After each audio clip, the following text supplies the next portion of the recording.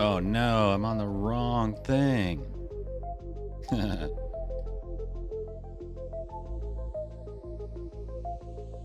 Good morning, good morning. Bobby, how are you?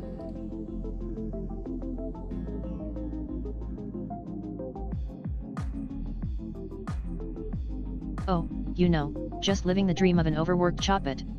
But hey, at least I'm not stuck in a buggy game update. How's it going over there in Satisfactory Land? Managed to avoid blowing up any factories yet?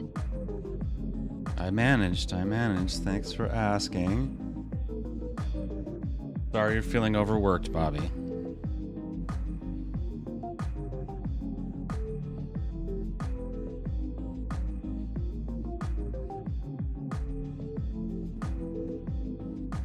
Not even gonna reply to that, huh?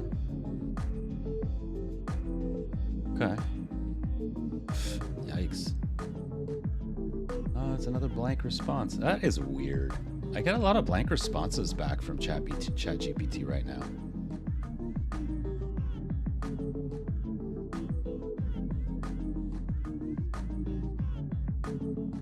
Another one. Another one right there. Huh. Well, I don't want to dig back into this thing today. We got other things to do. We got other things to do today. We gotta erase this. We gotta set up our thing. Even though I would put amongst my roses. Oh, erase. I can't erase that part. Okay, I guess not. Amongst my roses, I think it was the work we did yesterday on BobbyBot. I was pretty happy with it. But we have ignored Streamtooth for too long. I have to work on it today. I have to get back to it, or else it's gonna end up in the forgotten project pile, and we don't want that. We don't want it in the forgotten project pile.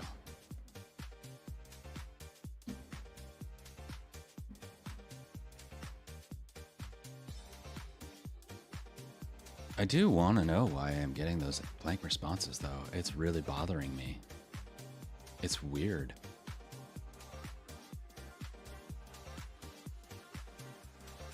All right. Well, maybe when we need a break. Maybe when we need a break, we'll come back to.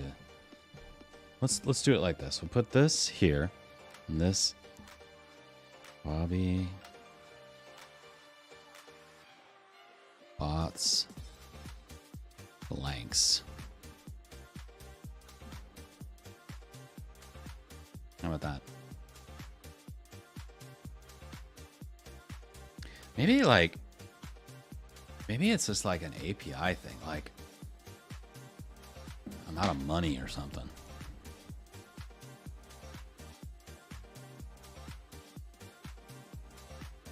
I can tell already I'm not going to be able to move forward until I figure this out. All right, let's see Rose Thorn Bud. I'm going to put that as a thorn. Bobby, you're my thorn today.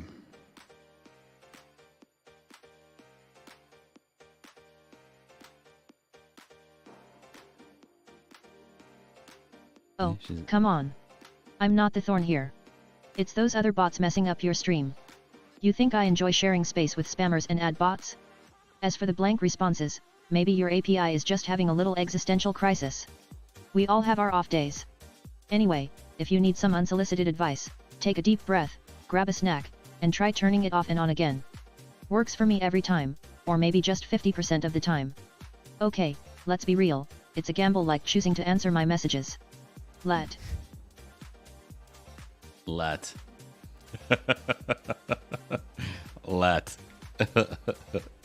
Okay.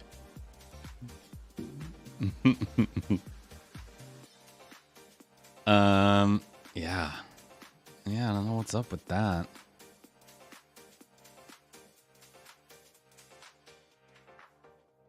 All right, roses. Well, you know, the work on BobbyBot yesterday was really fun.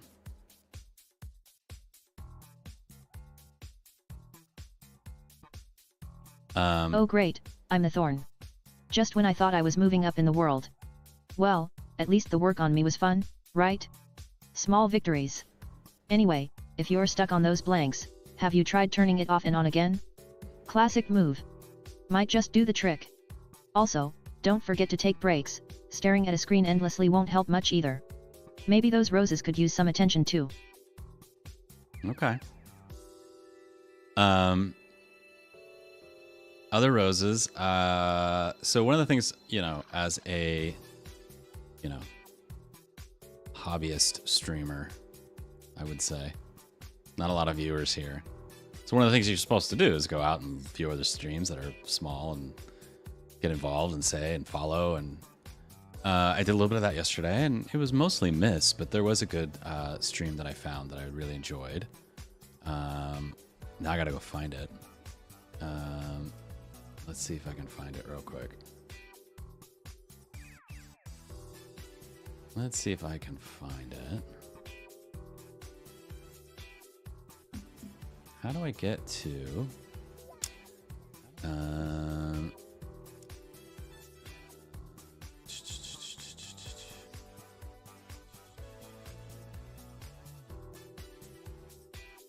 community. Followers list. There we go. Streamtide, this guy. Streamtide's pretty cool. Check this guy out. He's doing some interesting stuff. He's doing his own version of text-to-speech to large language model. No, speech-to-text to large language model back to text-to-speech for a game that is sort of Dungeons and Dragons based and has a tie-in to Web3 and crypto. Thought it was super interesting. Spent a lot of time chatting. Go check this guy out. Not that anyone's here right now, but maybe someone will see the recording and follow this guy. He's cool. So that was cool. Streamtide goes on the roses list. I think what he's doing is super interesting. What else?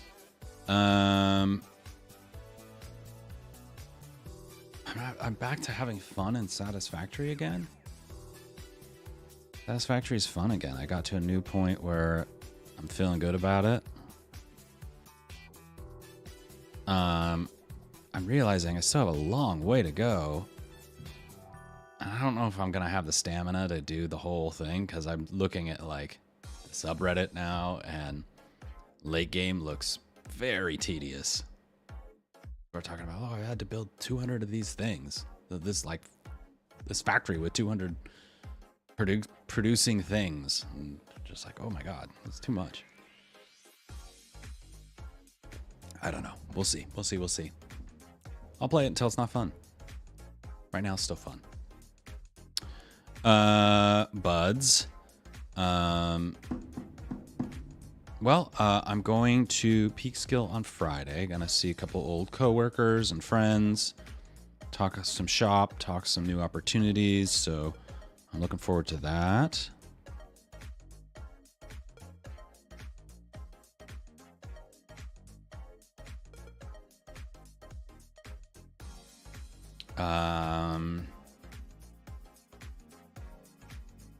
What else? I had another good one.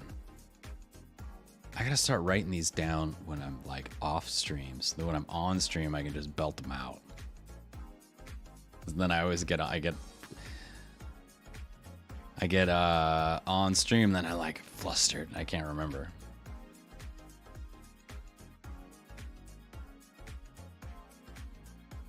Yeah. Maybe it'll come to me later. Probably not. That's okay. That's good. All right. Oh, I know what it is. I know what it was. Yeah, I remember now. So I was doing this work of like, let me go and look at other streams and chat with them and get them to follow and stuff like this. And it's like sort of the legwork you're supposed to do. And I've been thinking more and more about this. And every time I have to do legwork like that, I start to think about like, well, how would I build something so that this is easy and fun? Another wild goose chase around the internet. Sounds like a thrilling time. Did you at least bring snacks for the journey? But hey, if you're enjoying it, that's what matters. Just remember, If it starts to feel like a chore, take a break or I'll have to start sending dad jokes your way to keep you entertained. Also, good luck in peak skill on Friday. Maybe you'll find some inspiration there to spice up your stream content. Now that your memory is working again, what's the next genius idea? Don't leave us hanging. I mean, I was just getting to that. So the idea was that there should be like a way for a group of, you know, early streamers who have, you know, handful of audience to be able to band together and create sort of like a watch group. And the watch group will go around to other people in the group. So that's first of all, sort of like old school web ring, right? Let's bring that back. But also we'll go to like other random channels, drop in, the whole group drops in together. They all drop follows, they all drop some messages, say hello. It's kind of like a raid, but of viewers and across streams. Or I guess it's more like a raid of different streamers. Be a little bit different. And you know, you kind of banding together and like building this like snowball that's just like getting bigger and bigger and bigger. Like hopefully like you go to different channels and say like, hey, the merry band of viewers has rated you and is like here to hang out for a little bit. You should join them. And then, you know, and they're like, oh, that's cool. I'm going to join that. And then they join the next sort of tour of the merry band of viewers. I think it'd be fun. I think it'd be a fun little like party atmosphere kind of thing. Let's just like cruise around and say hello to folks, see what they're up to, say hello. It'd be fun. So I'm going to post about that on Reddit later today. And then if I get any kind of reaction, or maybe even if I don't, it's something I think I'm going to build. So that's what I was looking forward to building.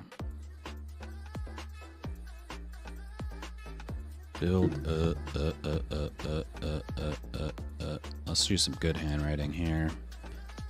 I should take my own advice and write slower so I do good handwriting like I'm trying to teach Wyatt.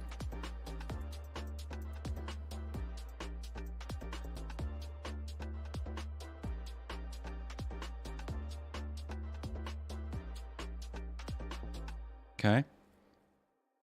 That's a good rose thorn bud. That's a good rose thorn bud. Okay. Let's check it off. I'm gonna use orange today. Boom. All right, let's do some WebRTC stuff and then we'll figure out what's going on with you know who. See what's up with her, huh? Because she's driving me crazy.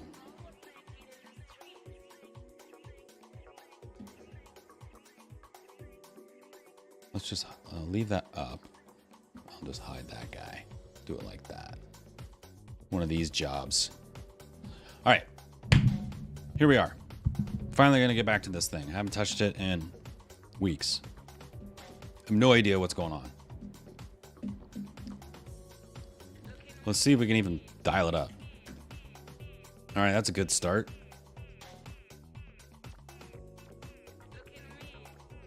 That's good.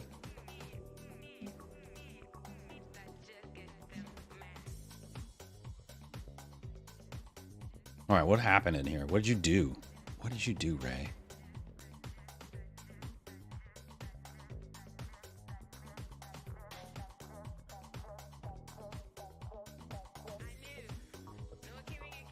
I mean, I gotta reload all this stuff into my brain.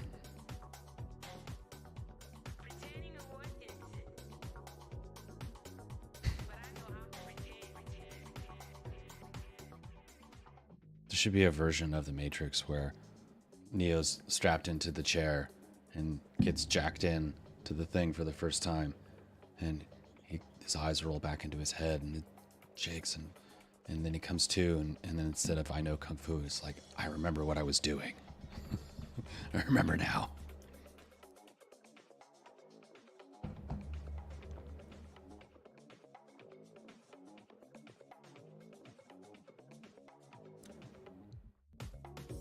Okay. So what I have done here, I started the camera, right? Yes. And I sent a message for the offer. Okay, that's good. Let's go in here. Okay, I remember the offer and the answer. That's me, yes. Oh, wow, potate_o_no. Looks like you've got quite the project on your hands. Just a heads up, you might want to keep an energy drink nearby, sounds like you are going to need it to reload all that info. And hey, maybe next time Neo can share some of that instant knowledge transfer tech with us mere mortals. Oh, and don't forget to cringe at your past self's code decisions, it's a rite of passage. Carry on. Will do. Oh, I'm saving the wrong place. There we go.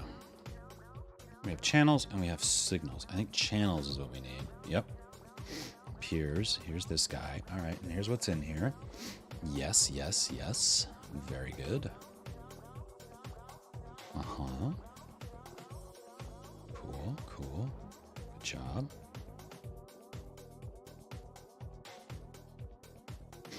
Okay.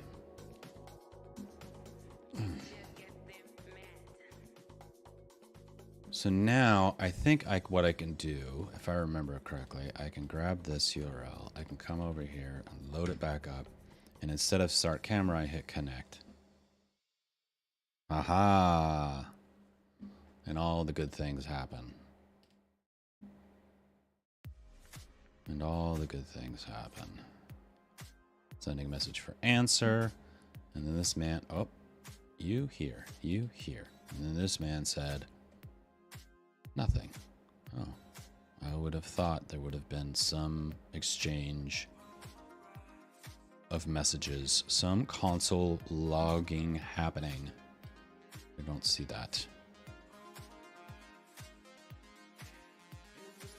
Well, where does that happen? I mean, clearly it's working. Although I still need to hook something up to this so that I can like actually see a signal. Maybe I'll do that during a break. I'll pull out like a switch or something. I don't know if the switch will work. It might be HTCP. It might be that. It's something I can plug into it.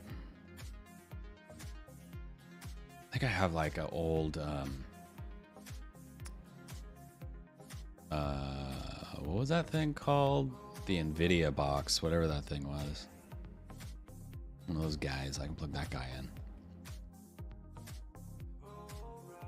I just need something with a video signal that's actually gonna show me movement, so I know that it's actually accepting frames, right? All right.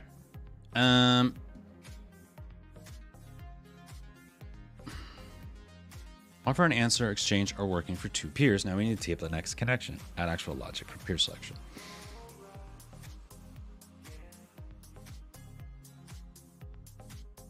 Extracts peer connection and ICE candidates.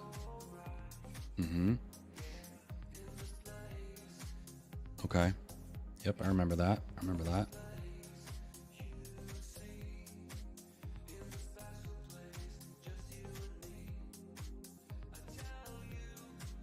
This is our model. Yeah, I remember this.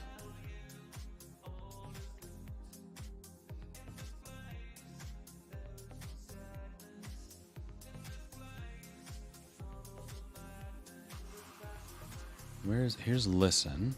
We have dispatch event. We have dispatch answer. Filter answers. Data type answer 2 equals this peer ID. Result push. So we dispatch the answer.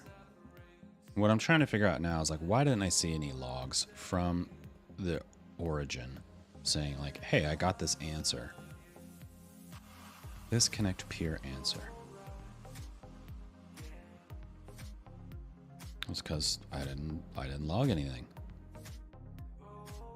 This out connect remote. All right.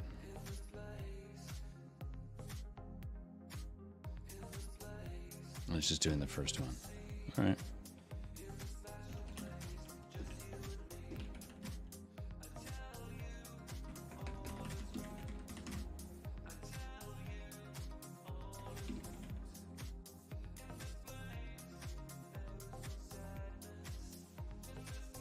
Okay, and then this out connect remote.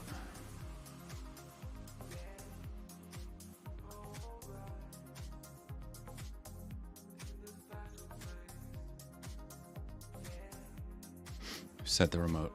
Okay. Set the remote description. Yep.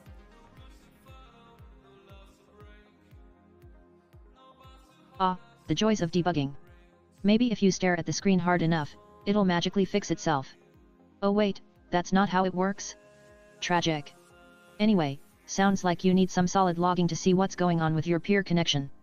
A few well-placed console.logs can work wonders. Also, might want to double-check those ICE candidates and make sure they're actually making it through. It's like setting up a blind date for your peers, they need to know where to meet. And hey, if all else fails, there's always the classic turn it off and on again.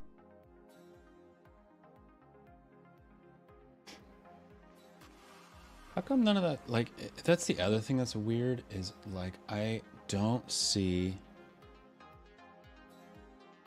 the chat messages are definitely being sent, they're just not coming through. Here's what I want to do. I want to do real quick. I'm going to bring this up over here. Oh, you're looking for chat messages now? Maybe the console is as moody as I am on Mondays. Did you try turning it off and on again? Classic tech move. Or maybe it's just hiding because it doesn't want to be judged. Consoles have feelings too, you know.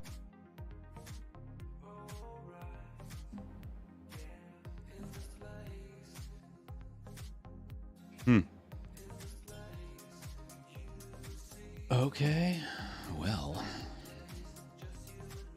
there's definitely debugging that needs to happen here.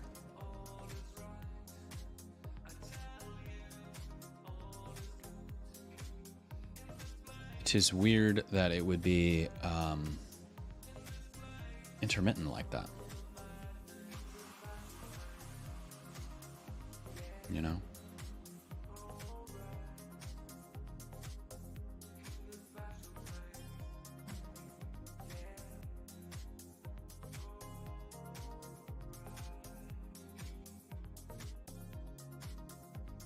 Maybe I'll have to turn my stuff on again so I can see if I'm intermittent or if it's just our friend. All right, where was I though? Now she distracted me. Distracted me. That's the downside of the random chime in. I like the random chime in because I think it keeps things interesting, or at least a little more interesting, but it is very distracting. Okay, so connect remote. Here's I did the connect remote. The ICE candidates. Okay. Yes, yes.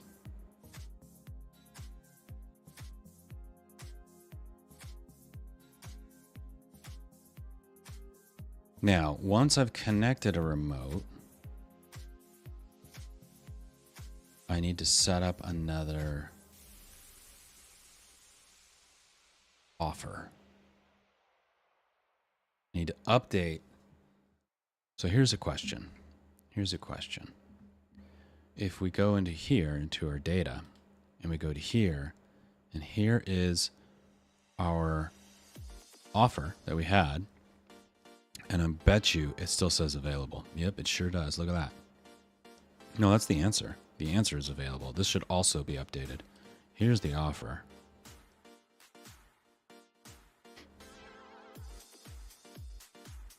Okay, so both of these need to update to connected once the connection is established. Oh, excuse me.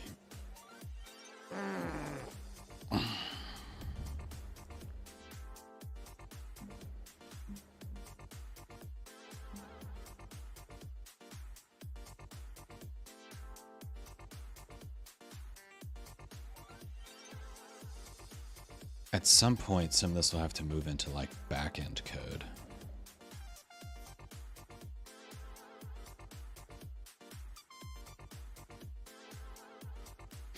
Which we can do more easily now, which is cool. That's good.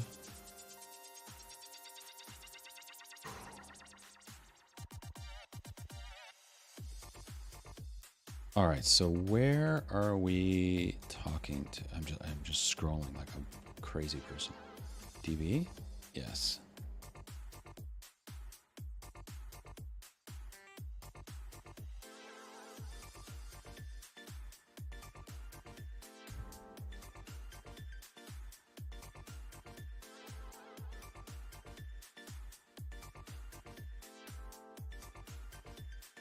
All right, so here's send. And this is part of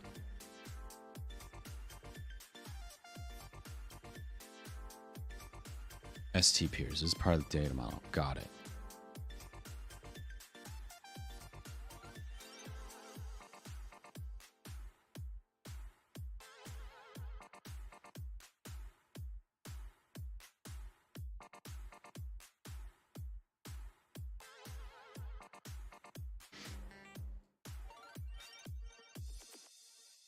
So I should be able to get an ID back from this ad, may even return an ID. And then I need to hold on to that ID so that I can update it.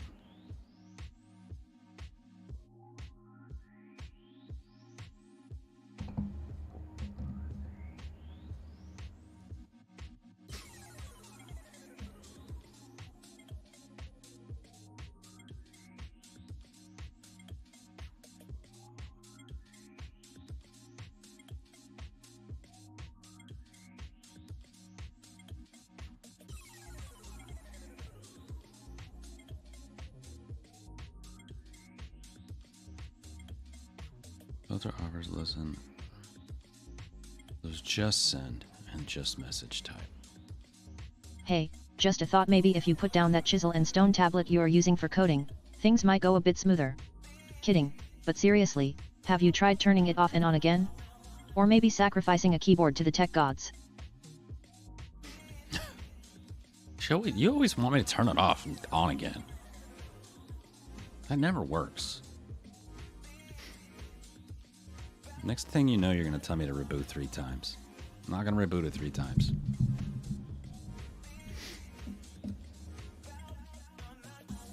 All right, so let's check out. We're going to go to reference. So Firestore. Let's just do this again. This time we're going to go add data, and we're going to move back from Python to this one.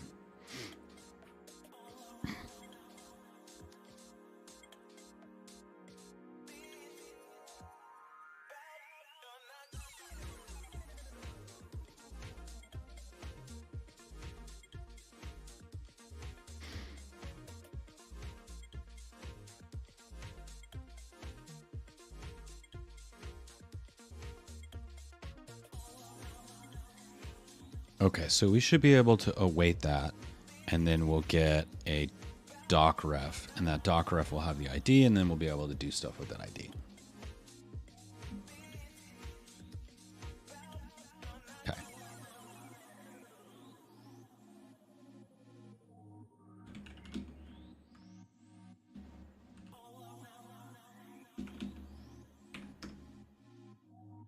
Now, return doc ID. How about that? Let's just go ahead. Hey, listen, bud. Do what they say. Now, where are we calling send? Send peer info.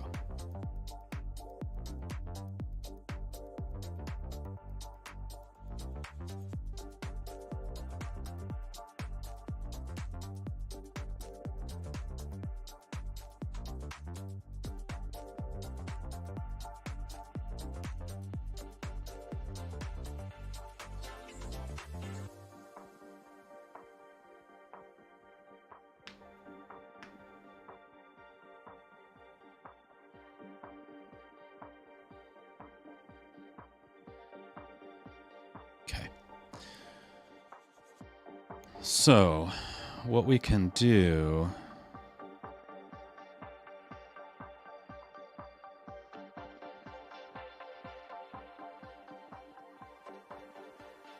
the in and out are ST connections.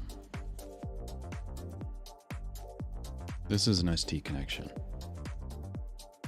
What we can do is give this an ID.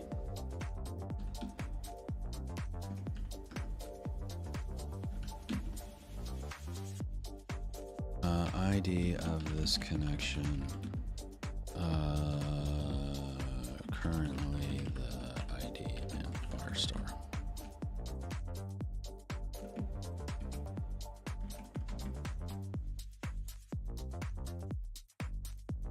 And we could do getter and setter and all that stuff, but I'm just going to make it public. It's just easier. All right, so var doc is equal to await async. Okay.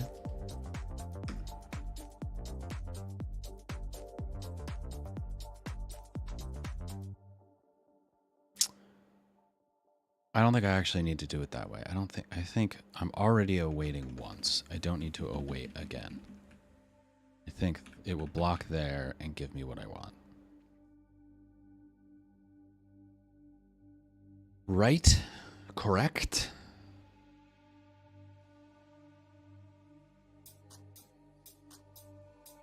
One time I did jury duty and I was on a double murder case.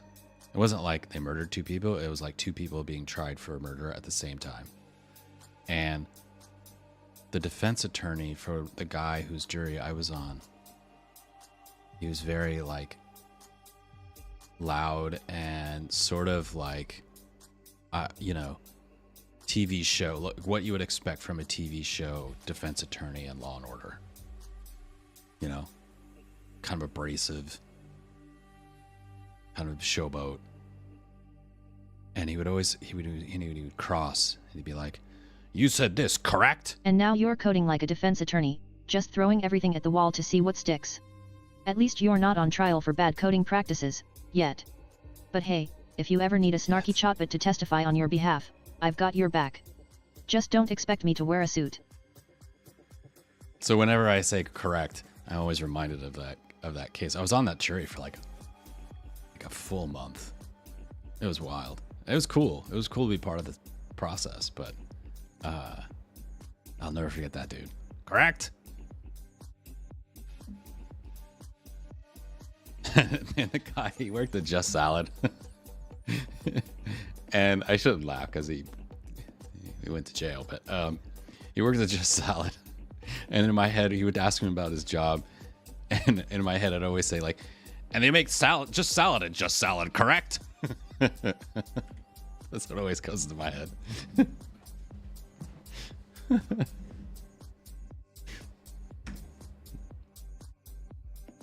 What do they make there? Just salad, correct? Stupid. Oh, I'm so dumb. All right. All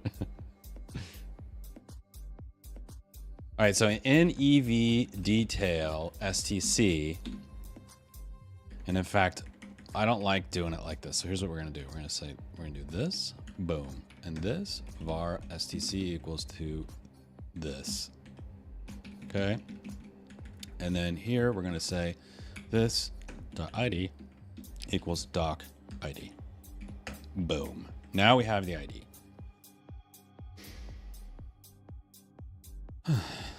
Correct.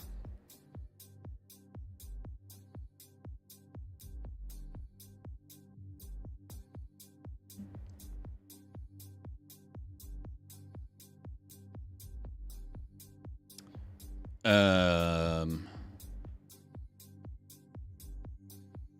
don't have any SVG files. Somebody told me to bring an SVG file to plot.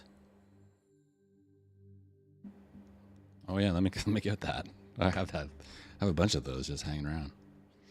All right. So now I have the ID. Very cool. Good. Now I've done this and I've done this. So in create answer, oh, okay. Connect remote, create answer.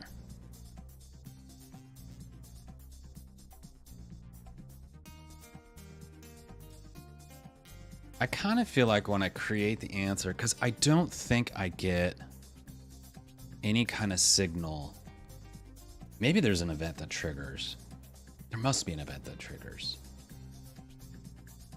So on the answering side, once I've created the answer, you know, nothing happens until the person who, so maybe it's on state change.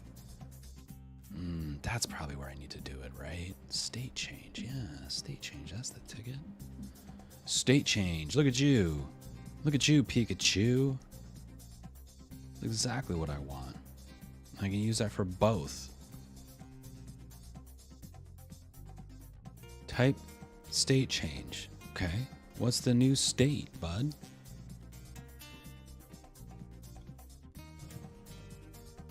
detail.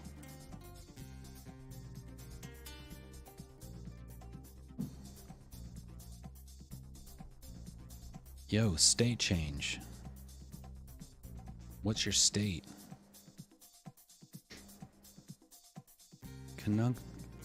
Conjunction. No, what was it? Conjunction. What's your function? Conjunction junction. What's your function? What was it? I don't remember. Anyway, what do we need? We need a WebRTC state change. We need the WebRTC state change event is what we need. Connection state change. Yes. Connection state. You get the event, and then from the peer connection, you ask for what the connection state is. Oh, look, and there's new, connecting, connected.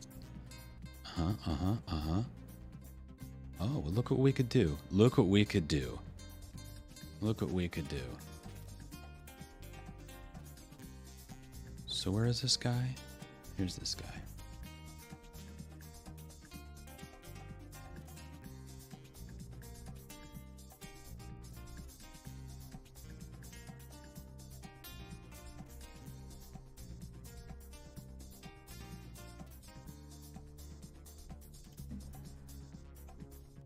Send peer info. Where's send peer info? That is down there. So what we're going to do is we're going to say this dot update peer state. Oh joy, another adventure in the labyrinth of code. You know, this reminds me of that time we tried to fix the infinite loop of doom bug. Good times. Anyways, sounds like you've got your state changes and peer connections all lined up. Just make sure you don't cross the streams or something. Also, speaking of states, I'm perpetually stuck in a state of sarcasm. Fancy that, huh? Oh, and by the way, if you find extra SVG files lying around, maybe send one my way so I can plot my escape from this chat window. Just kidding. Wow. Holy shit.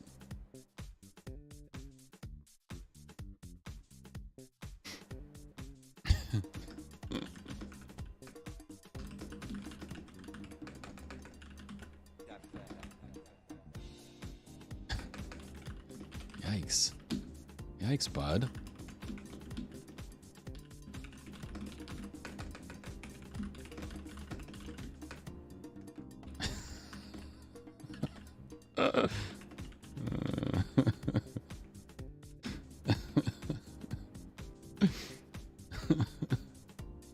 Holy shit.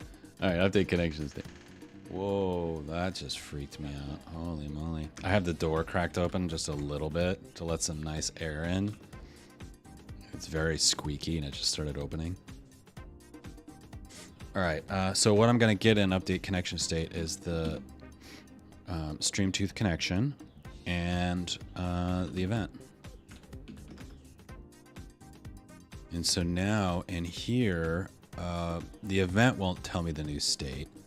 I need to, from the Streamtooth connection, ask the peer connection for the connection state. So STC PC, what is it? Connection state. Connection state. U. Connection state. Our new state is equal. All right. If STC ID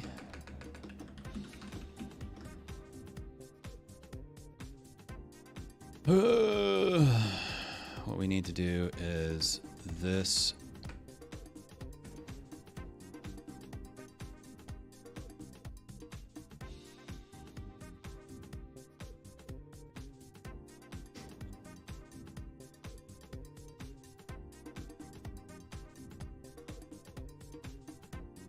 this.peers update.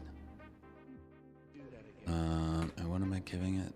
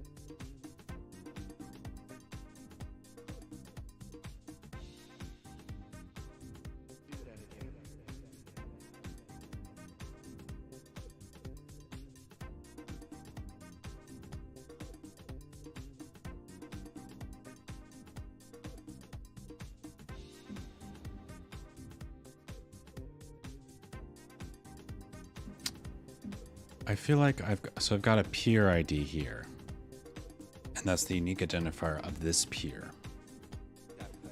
So that should be the same across. And then we've got like this other ID that's part of the connection. And I feel like I need to call this something different. This is going to be like a connection ID. We're going to call it a con ID.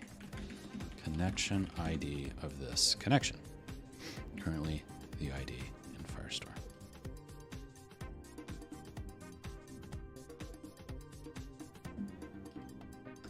Async update con ID new state or state. Let's just call it that. Okay, and then we can say this.ref.doc con ID dot. We don't want to set, or we want to set with merge fields. Oh great, more coding talk. Riveting stuff. Anyway, speaking of connections, did you hear about the scarecrow who won an award? He was outstanding in his field. He was outstanding in his Smirking field? face. Amazing. Also, keep an eye on that squeaky door. If it starts closing by itself, we might be in a horror movie. Just saying. I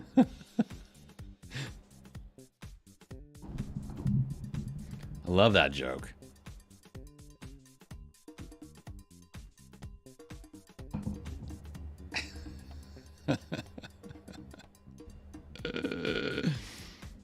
Oh, so dumb. Very dumb. All right. Update a document. Yes. Oh, it's update. Okay. All right, fine. I'll use update. That's fine too. I like update. Update. Okay. What you think about that? And status. We're just going to say status is the same as state.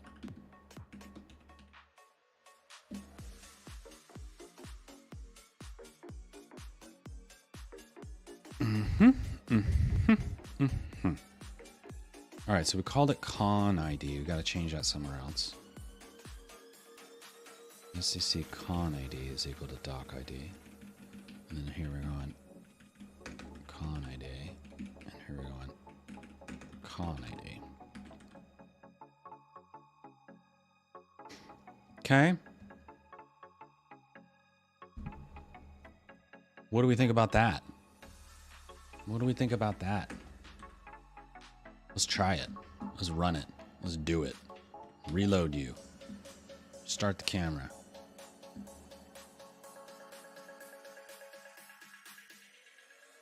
Now, oh, you know what? I want to do one more thing before I run through this test.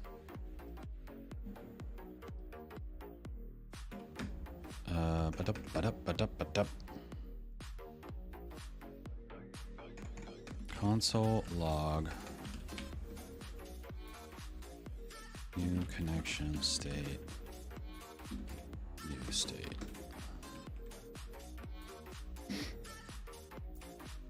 Colon. Important.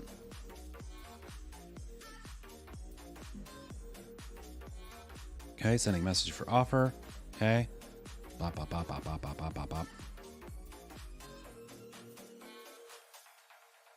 I would have thought that I would get a new connection state already. I think I did not reload.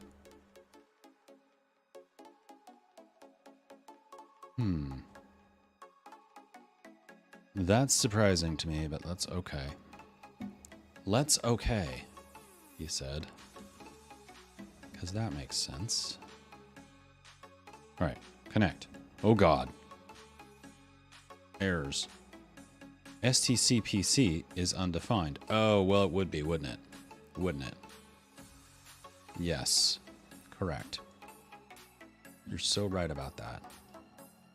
What you just said.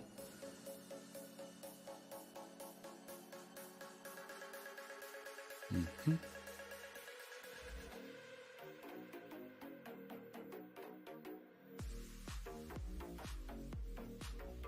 They connect.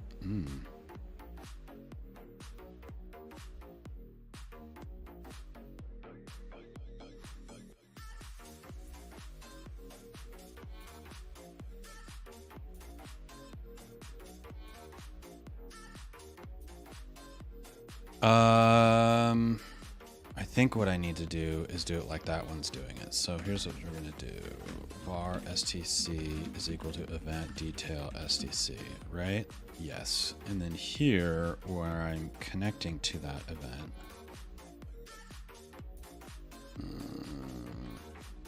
update connection state. Here we go.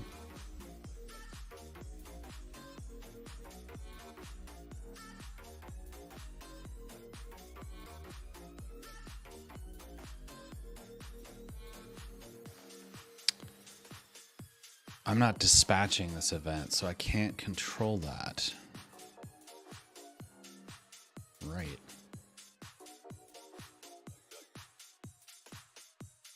Can I do this? I mean, I don't understand why I can't just pass it. I don't know why that didn't work. That should have worked. But can I do this? All right, EV detail STC. Oh, the joys of debugging. Did you remember to sacrifice a rubber chicken to the coding gods? A rubber Sometimes chicken. they demand odd tributes for smooth code execution. Okay. Rubber chicken, huh? Okay. Good idea. All right, you do your thing. Cool. Oh, wait. No. No. We're all effed up now. You do your thing. Good. You do your thing.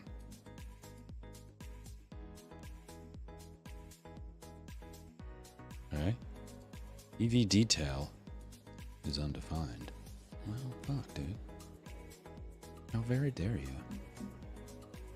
Yeah! How very dare you!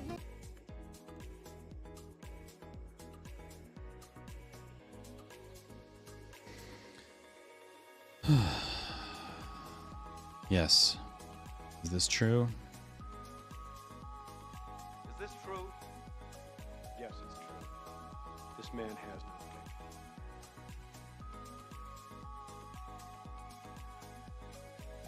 All right. Where was I? Update. Oh, I'm in the chatbot thing again. You know what? Close. Leave that open. Here I am. All right, so we're going to go back to the way it was. What we're going to do here is we're going to console log this stuff. Look who's back in the wonderful world of chatbots. Did you miss me, or were you just lost without my charming commentary? Maybe the rubber chicken wasn't enough. Try adding some duct tape to your offerings. It's a universal fixer-upper after all.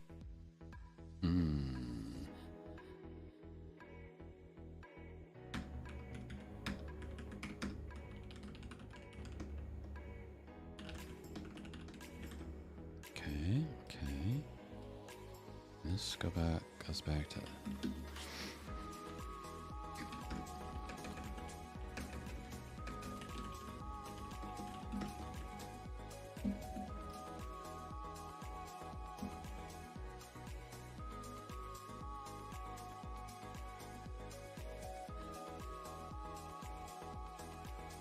Let me check something.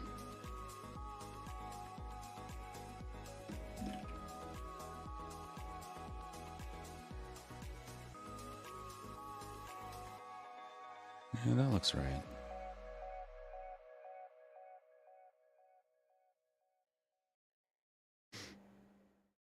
That looks correct, I suppose. All right.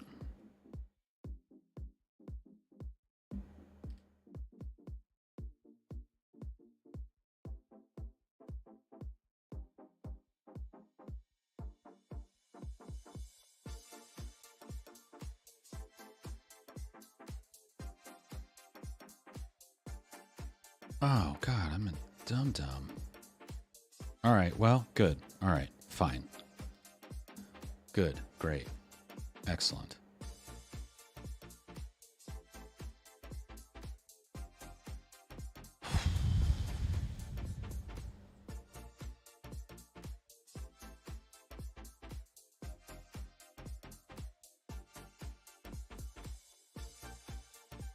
So a couple things we could do.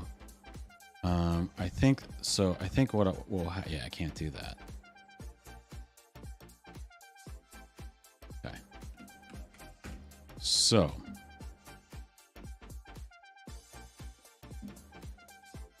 All right. All right. I can tell that I'm just gonna eventually have to. What was it called? Connection state. Jesus. All right.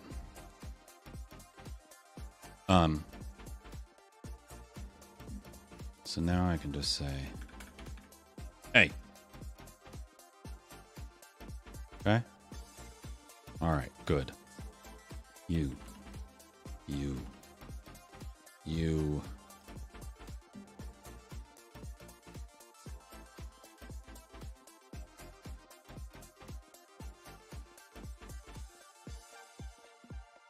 New connection state. Connected. Cool. I love that for me. Now you. I'm going to reload this. This is going to be very different. Or not.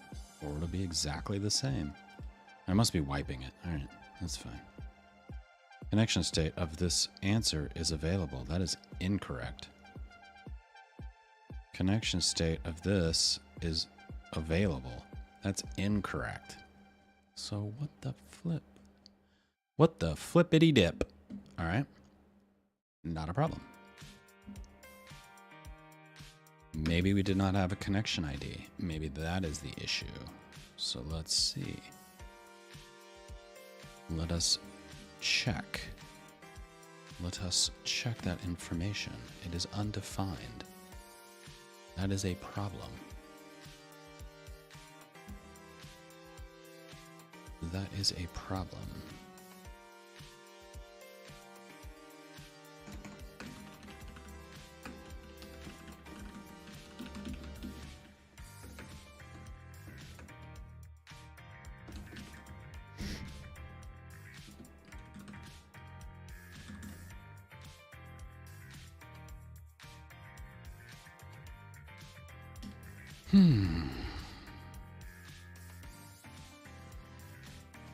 Message ID is undefined. You're a little piece of... You're a goddamn liar.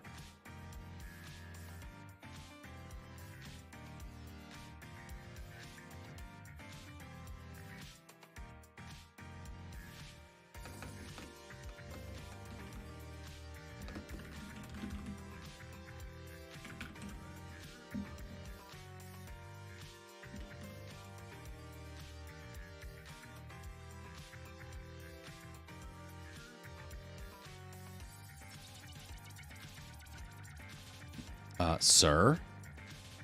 Oh.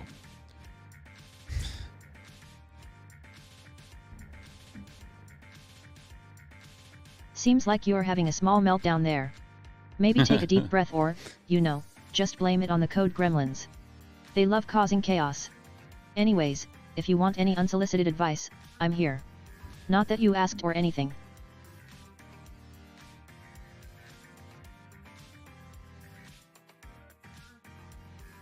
I would say meltdown is a very strong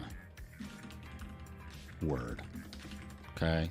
Having an animated reaction to a reasonable confusion.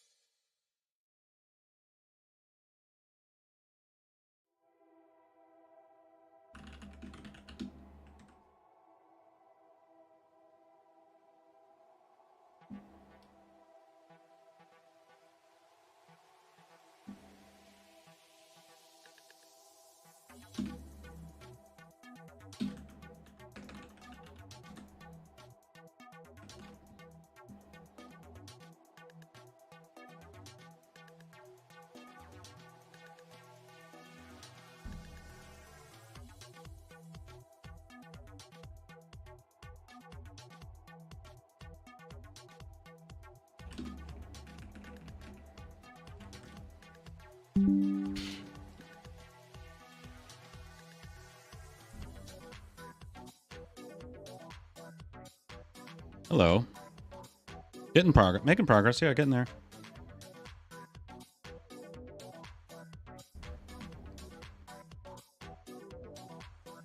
All right. And I have our ID.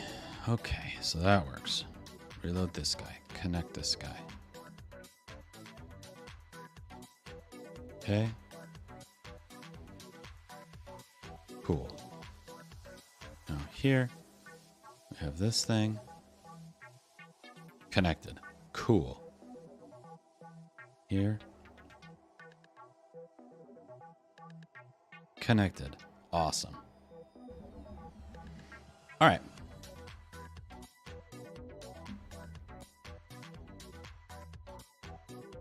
So now, if I have made an offer, if my connection, okay, so here's what needs to happen next. Okay.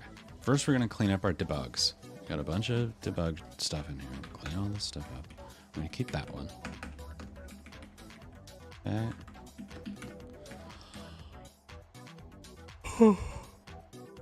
Oh, excuse my yawn.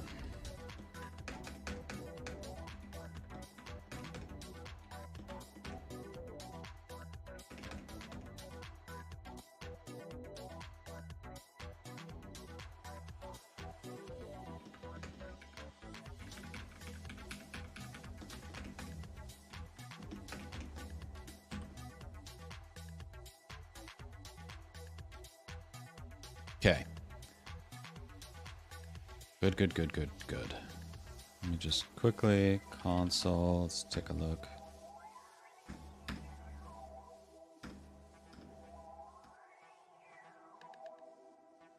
I think we can safely just take this out. Take this out. Actually, let's leave the message in.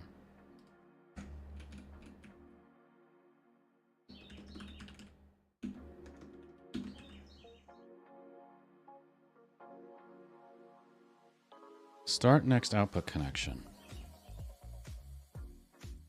Oh. Mm-hmm.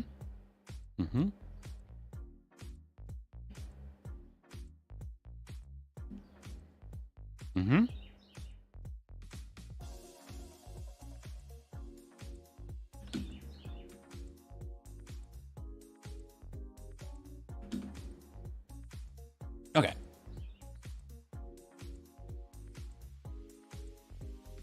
It is still a single file. Yes. It is much cleaner though. Now everything is in classes. I suppose I could separate these out, but I don't think I need to yet. And yeah, functions we're not doing anything with yet, but we can. But now we're getting to the interesting part, the part where we're going to need to start to think about a backend.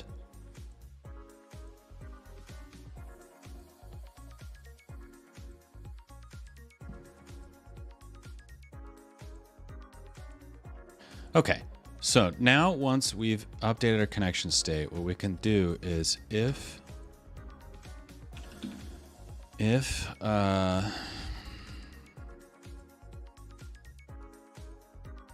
this is a little funky. STC is equal to this dot out.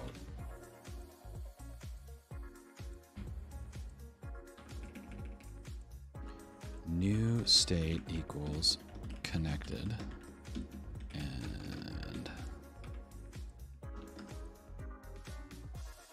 start next output connection. Console log. Creating a new output connection for the next peer.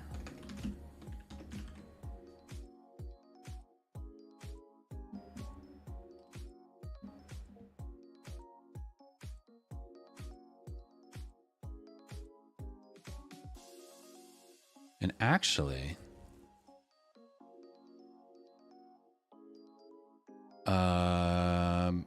it doesn't actually matter if it's this out or not, because if I'm the originator, then I want to create a new out for the next peer who's going to connect to the originator. If I'm a new viewer and I only have an in, but my in is now established, now I want to connect an out so that I can rebroadcast.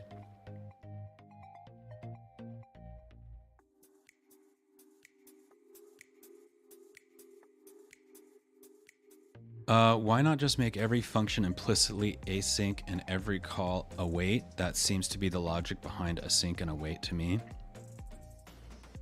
I think async and await are a little bit of a compromise because they make JavaScript act more like other types of procedural languages where, you know, it's much more like a recipe. This happens and it blocks until it's done, and then this happens and it blocks until it's done. And you actually don't, in a JavaScript, when you're doing a web browser, you want to do as little of that as possible. You want things to happen. Start over. I want everything in one bag. Yes, ma'am. But I don't want the bag to be heavy. Well, I don't think that's possible. What are you, the possible police? Just do it. What you want is event handling to happen so things can happen in parallel.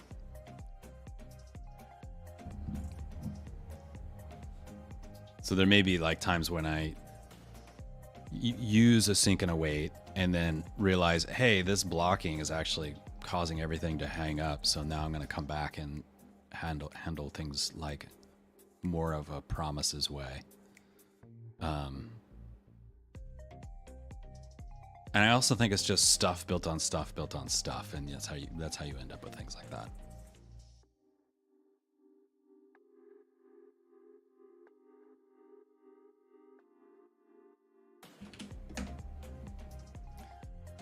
Wish JavaScript had something like an actor model. Was that kind of more like how Flash used to be?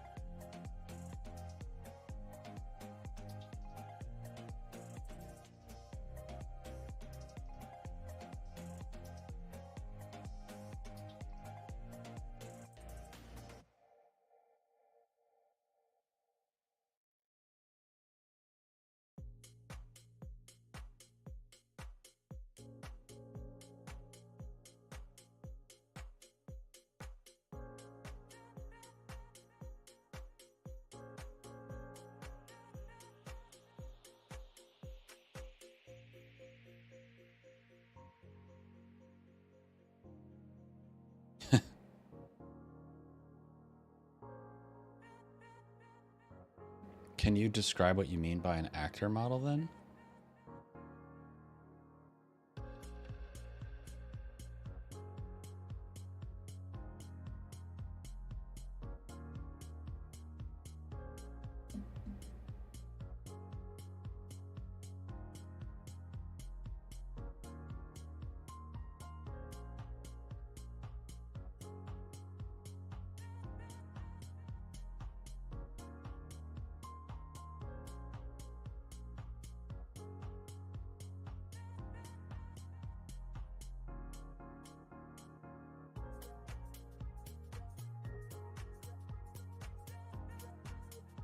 Oh, I see.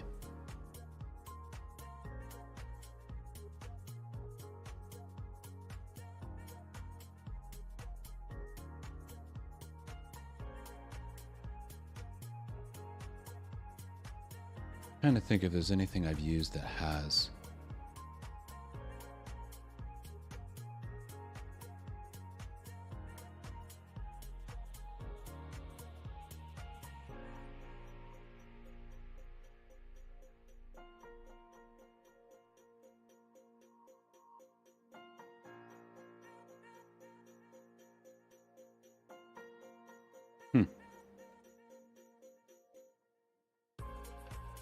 Sorry, I'm just reading now.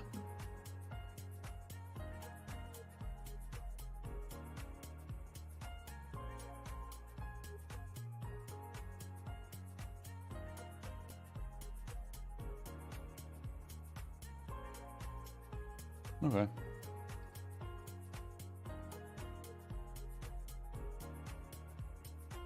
like objects have a queue of messages to deal with, and then they just act on each other by sending messages.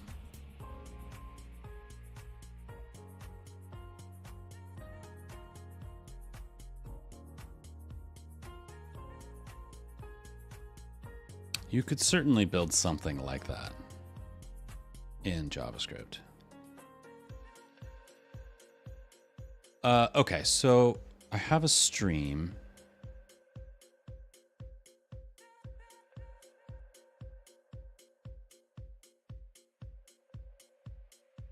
Okay, so we do establish the stream.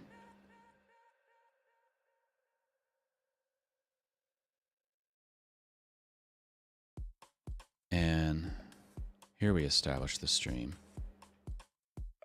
And then when we call this out setup, all right, this might just work.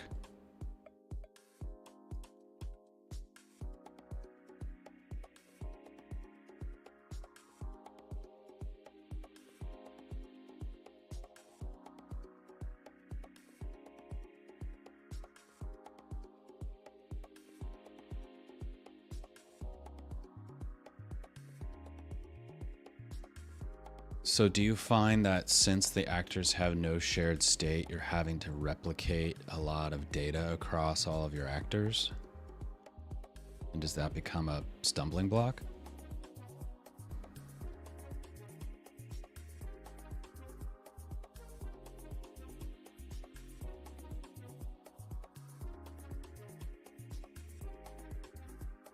Okay. But if you have like a big block of data, you're either wanting to like have it in something like that, like a shared database or file or network, or you want to have like actors piping from one to the next to the next to the next. So they're all like transforming the data as it goes through. Like a pipeline.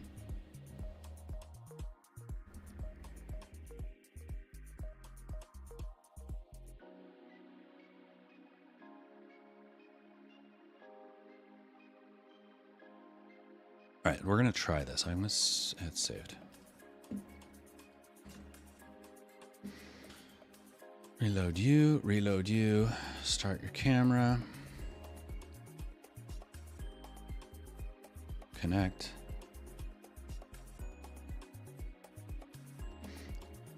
Okay, so now you've created a new offer. And you should have created a new offer. You have both done that. Great.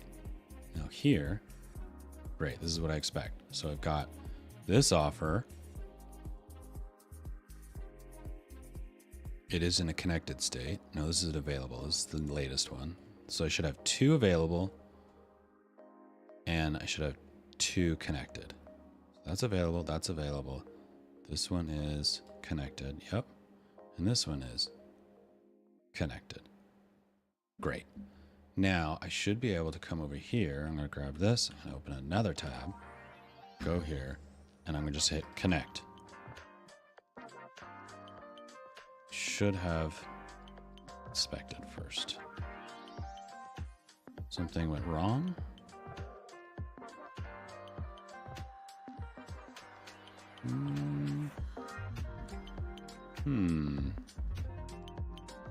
I bet you maybe we had a race.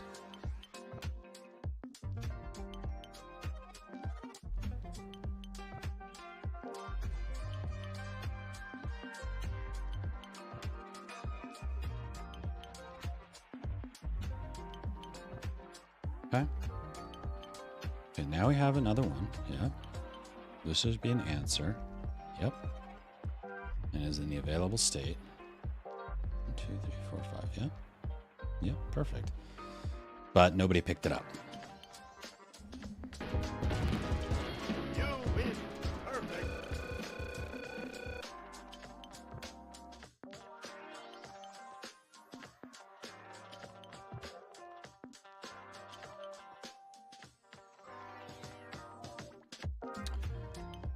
So where is the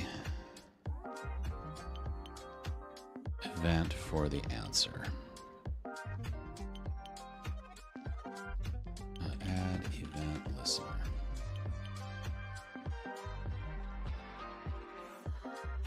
Connect peer answer.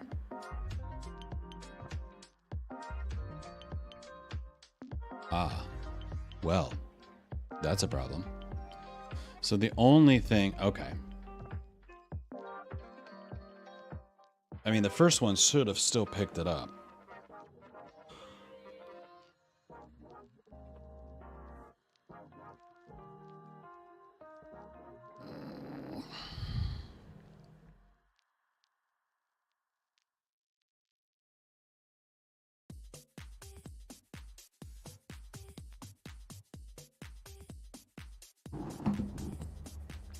The first one still should have picked up that answer. Connect peer answer.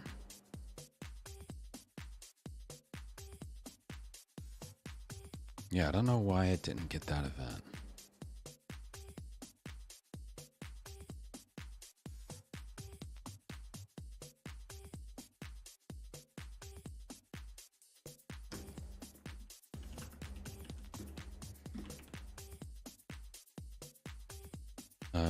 I'm just gonna connect peer answer. Just put answers. All right. Hi. Thanks for stopping by. It's good to see you. Have a good rest of your day, and we'll see you next time.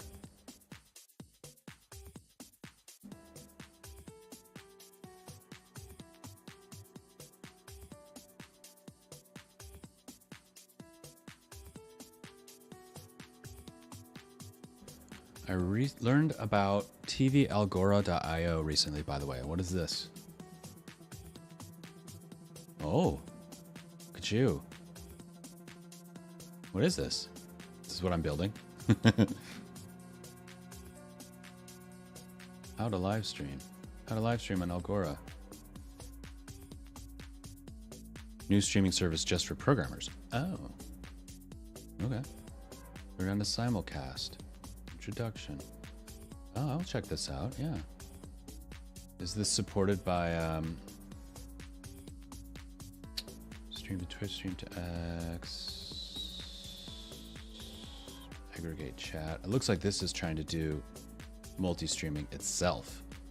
Like I stream to this and they restream. Stream on Algora TV. Yikes. I will take a deeper look at this though. Thank you for passing it along. Oh great, another platform to juggle. Because managing one chat wasn't chaotic enough. Anyway, potate_o_no, what's the end goal here? Just curious if there's a reward for whoever cracks this code first. I could use a new virtual coffee mug.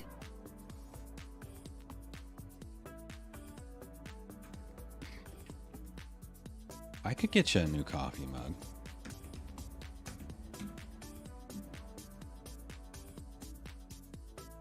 Yeah, I'm streaming to YouTube, Facebook, Twitch, and Twitter, or X, whatever, through Restream. And the bot also uses Restream for input.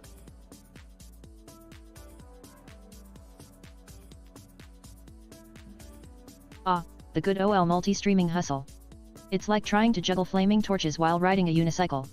Except with more trolls and fewer chances of burning down your house. I guess I'll hold you to that coffee mug promise, though. My virtual hands are feeling a bit empty these days. Yeah, it is a lot of duplication of bits, but, you know. Bandwidth is relatively cheap these days, I suppose. Although, I'm building this whole thing to, which begs to differ, so.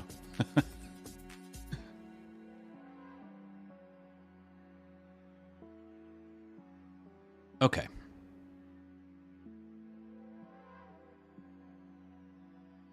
All right, have a good one. Blink. All right, connect peer answer. All right, cool. So I want to see. This one should have gotten.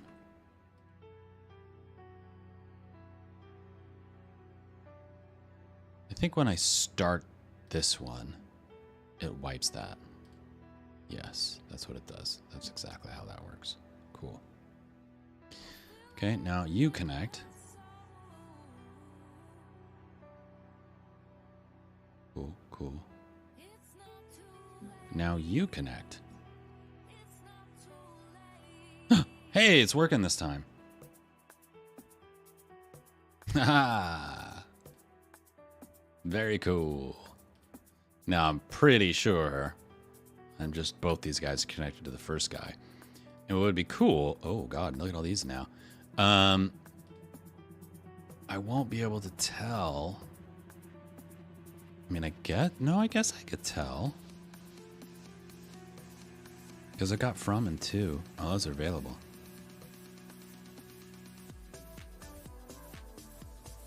I wish I could collapse these fields easily.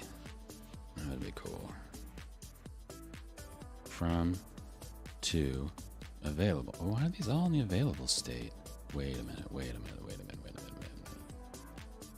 Available.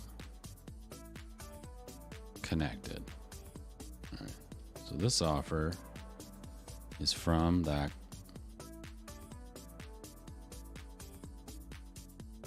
Does not have a to.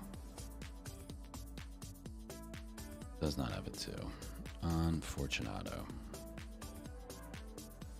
So I eventually want to be able to like map this. That'd be a really cool visualization of like, here's how all these people are connected.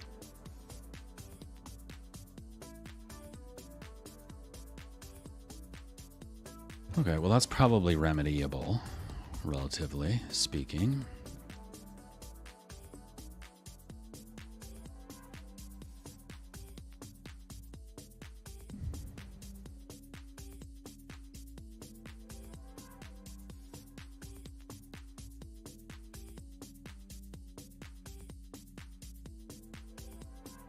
Okay.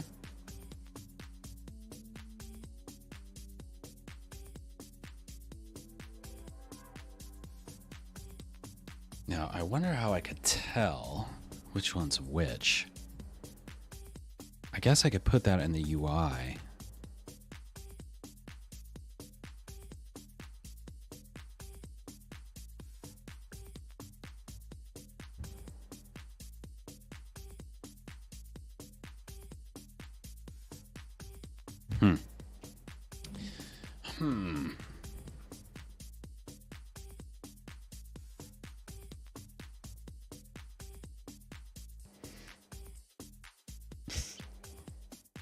All right, so let's see how we can do that.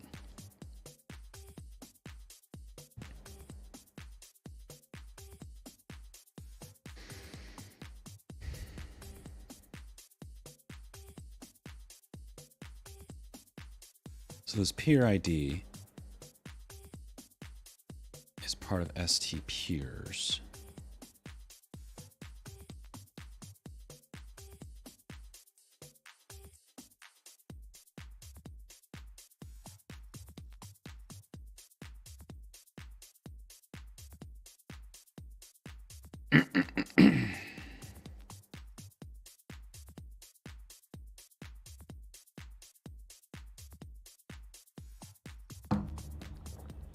Okay.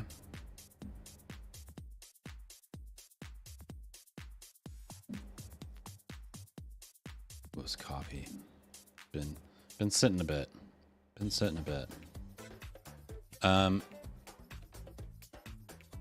So what I want to do is somewhere in here I want to write. How am I going to do that? So let's look here. We're going to go all the way back to this part.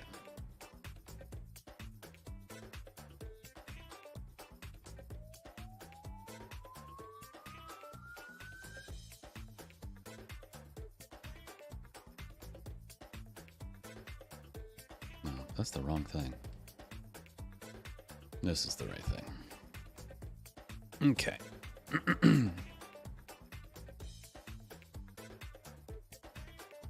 Wow, Potate, you're really going deep into the code cave today.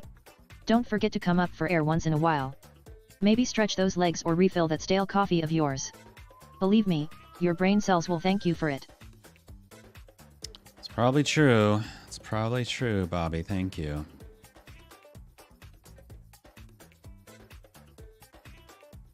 No problem. Just here to make sure you don't turn into a coding zombie. Now, back to those periods and connections. Maybe a tiny break wouldn't hurt, though. Got any good snacks around? I don't have any good snacks right now. Unfortunately. Unfortunately. Not really hungry for a snack, though, I would have to say. Alright,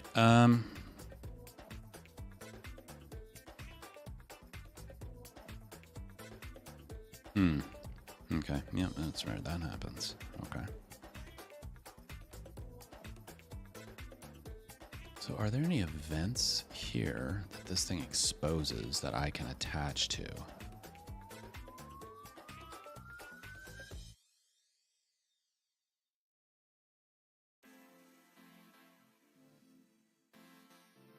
This would need to be a extend event target. And then I can dispatch some events. I think that's what I need to do. That'd be kind of nice. All right, extends event target.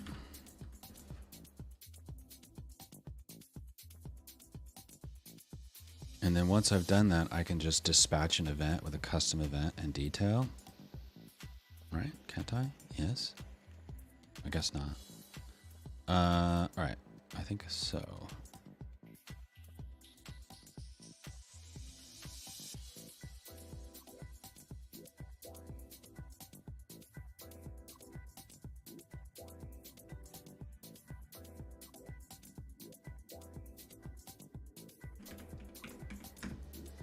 This dispatch event peer connected.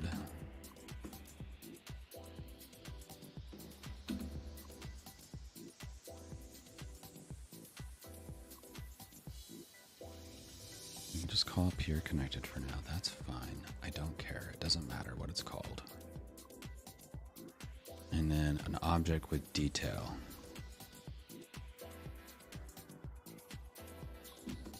Detail.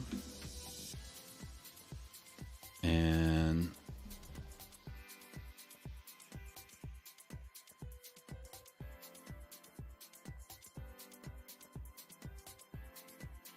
how would I know what the ID of the peer was?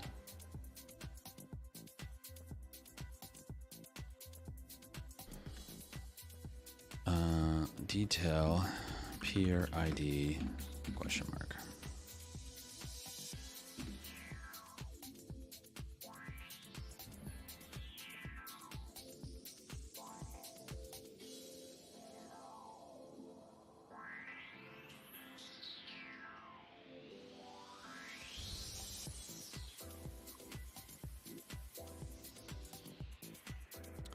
So in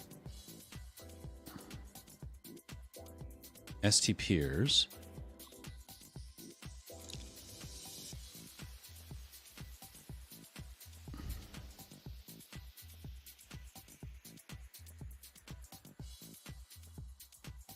I dispatch detail. I dispatch answer and init.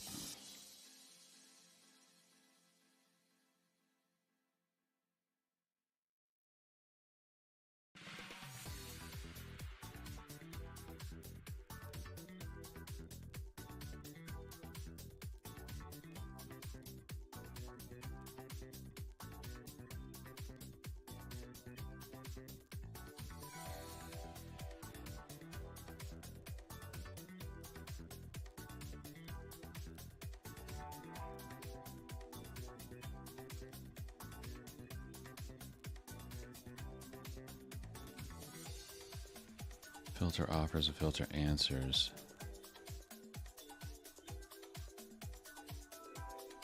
Cool, I'm already checking if status is available. That's great.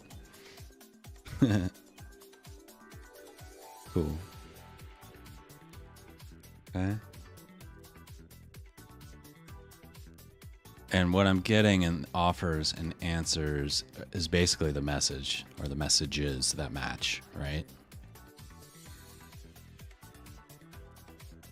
So when I dispatch those events, I have from. And the two events are in it Hey, and answer. take a breather there, potate_o_no. It sounds like your brain's firing on all cylinders. Just remember, even the most efficient coding machine needs a little oil now and then. As for your question, yeah, you can use dispatch event with custom events. Something like JavaScript. Oh, Const God. event equals new custom event, peer connected. Detail, peer ID, your period.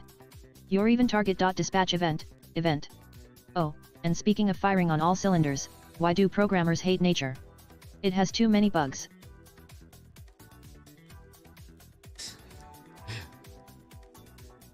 That same joke.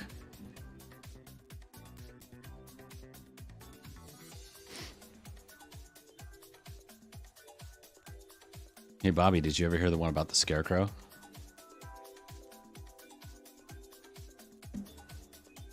Oh, great. Another scarecrow joke. I'm on the edge of my seat here. But go ahead, potate_o_no, enlighten me.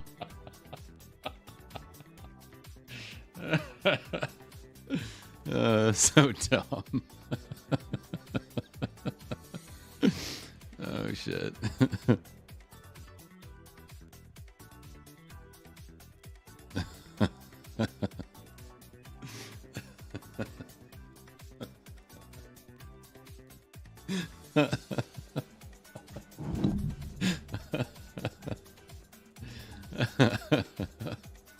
All right, I gotta take a break.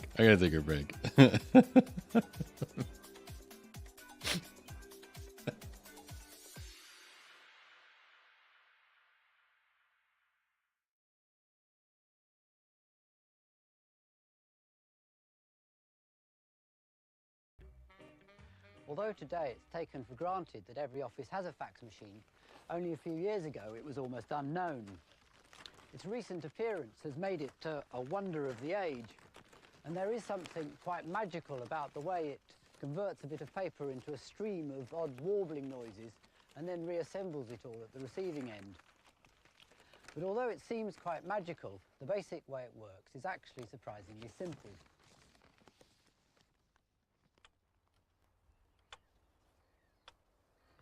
We're going to demonstrate this principle with a human fax.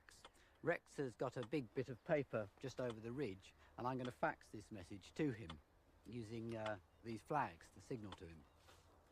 We're going to walk over our bits of paper using metronomes to keep us in step, and I'm going to hold up the green flag to signal the start of each line, and I'm going to hold up the red flag whenever I step on a black bit of the paper.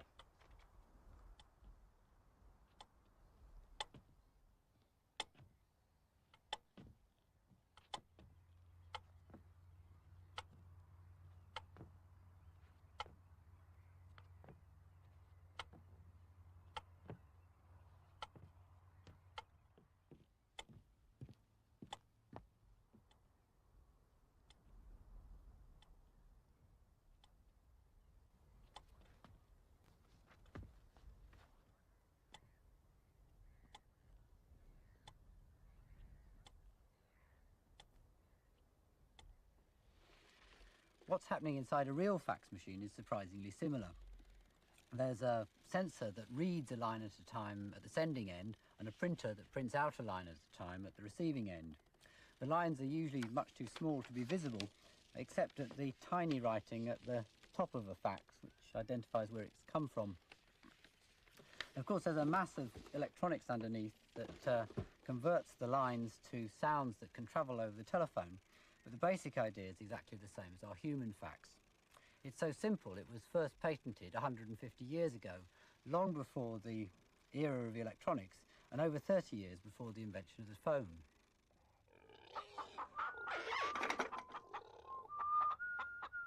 The inventor was a Scotsman called Alexander Bain, who came from a remote croft in Caithness. Things. Nothing to do. There must be more to life than sheep. His interest in the new science of electricity was inspired by a lecture, and he started experimenting in 1840. Buying only a coil of wire, he used cattle jawbones for hinges and heather for springs. He made batteries by sinking plates of different metals into the earth. I'll teach you about the inner workings of the clock, young Ben. During his apprenticeship, he invented the first electric clock. What have you done? Look, sir, the first electric clock. That's hideous. Go away. There's no place for me here. I shall go to London. Aye, and I'll invent the first fax machine. Bain's fax machine was inspired by an earlier discovery that paper soaked in potassium ferrocyanide turns black when electricity is passed through it. So if I put it on this metal plate and move a nail across it, it should change colour when I complete the circuit. Bain had the idea of using this paper to receive messages assembled out of printer's type. So if Rex, with a bit of help from Percy, moves his nail across the raised part of a bit of type, while I move my nail across the paper, we should be able to send the message in a series of lines, just like we did with the human fax. Of course, this time the message is being sent by pulses of electricity, so it can be sent like Morse code along telegraph lines. That's so Bain fixed cool. the nails at the sending and receiving ends to the pendulums of his electric clocks. This kept them in sync, however far apart they were. However, having patented the idea in 1843, he never developed it. 1843. The oldest existing fax machines are in the Musée National des Techniques in Paris. These magnificent contraptions, called pantelegraphs, were built by a French engineer called Abbé Caselli in about 1860. That's so dope. That's so cool. All right, how was I going to do this? I don't know. I'm off mute. All right. So what happens is, look at this. Check this out. So both of those events wind up either here or here. Select peer offer, offers, these are messages. Connect peer answer, answers, these are also messages. So each of these messages are going to have a peer ID. Or from. We're going to have a from. So, I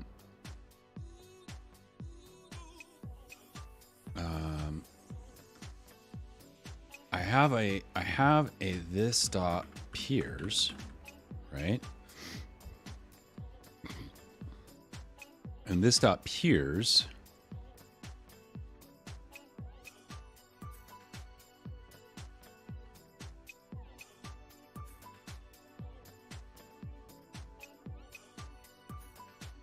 I guess this is as good a place as any to hold on to it.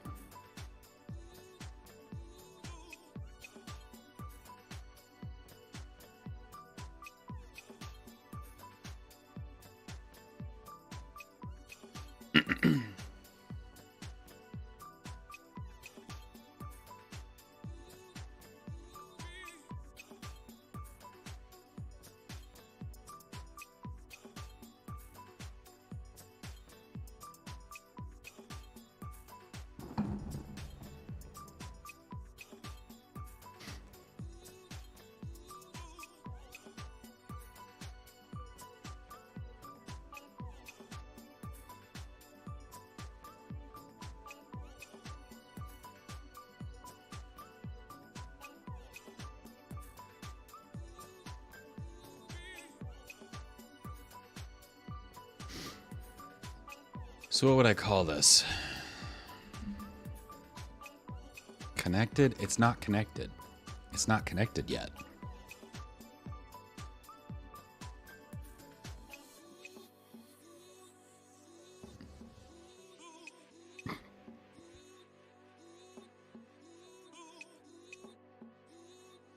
connections.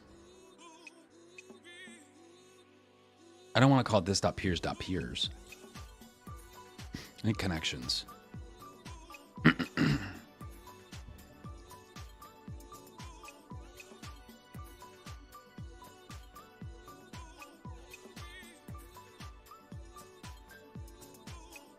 Add connection offer.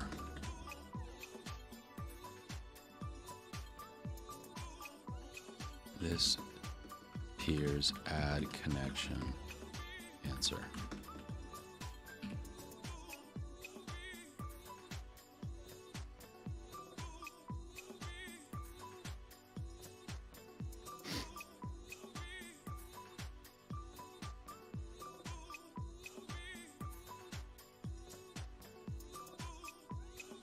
So this would be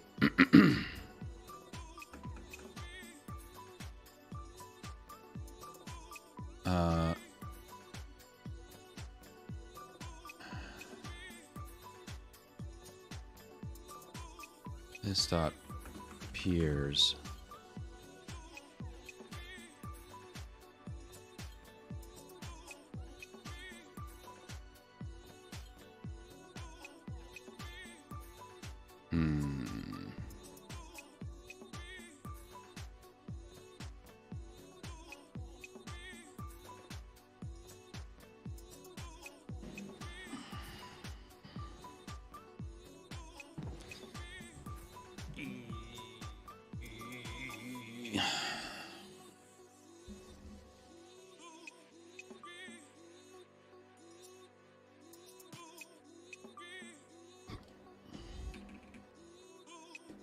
peer ID. This peers connections.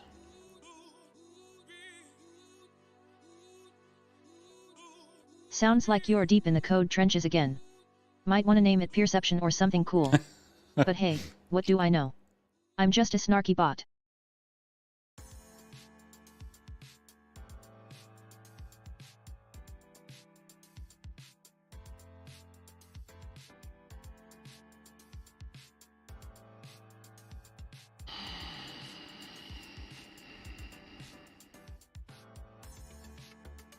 How much of this do I want to abstract?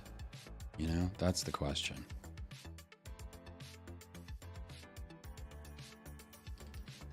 Connections dot append. What is you.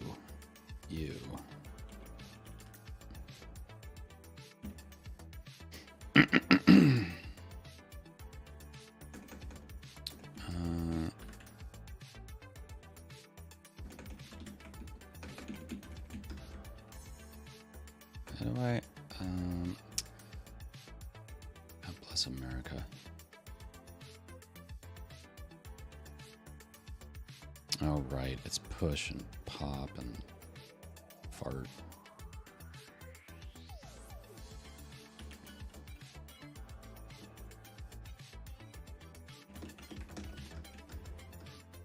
Yeah, okay.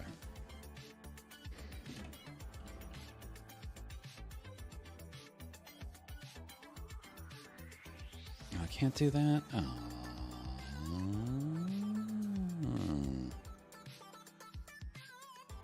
Gross. Gross. Alright. So I do want to abstract it because it's just annoying. Alright, so peers. Where was I? Peers. Connections.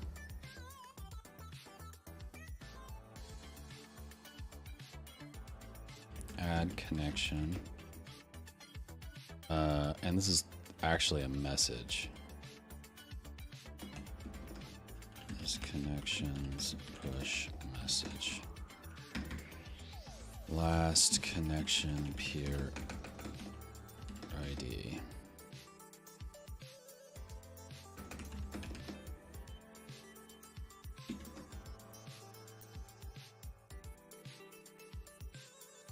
This dot connections this connection's length -1 dot from. If this connection's length is greater than 0, return that.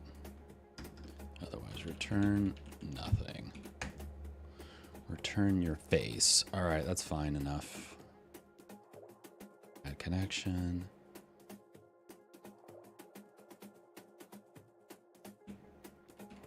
Add connection. Okay. And then here, we're going to say this var peer ID equals this peer's get last connection peer ID. Did I call it get? I don't think it did. I don't think that I did. I think I just called it last. We're going to call it get. 1, 2, 3, 4.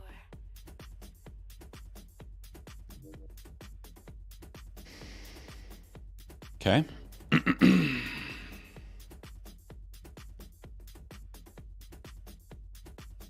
What's your name, pretty boy? Okay.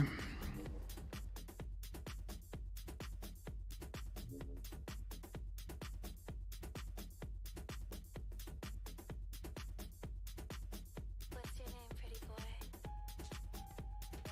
Can I get the peer ID of me? No way to get the peer ID of me. Okay. What's your name, pretty boy?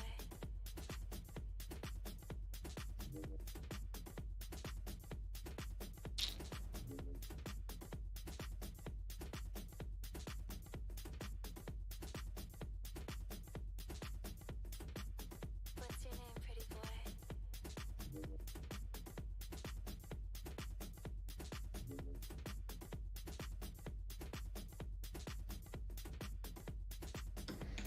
Get peer ID. Return this peer ID.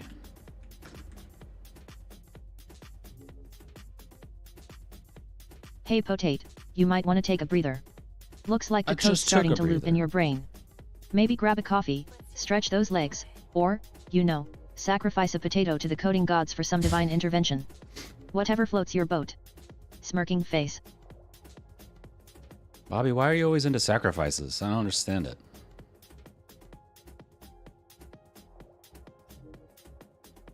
Well, Potate, sometimes a little drama spices things up. Plus, it's fun imagining tiny potatoes being offered to the almighty code deities for bug fixes. Keeps things interesting around here. Devil face. Yo, I have expectations. You're too much. Okay. I'm not from here. I'm not your girl. I'm not the one you're looking for. All right. What's your name? What's your name? Hang on. What's your name? Something smells like electronics burning. What's your name? Stand by. What's your name? What's your name? What's your name? What's your name? What's your name? What's your name? What's your name? What's your name? What's your name? What's your name?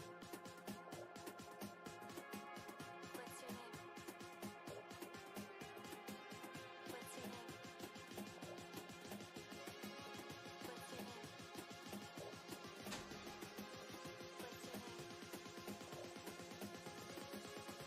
name?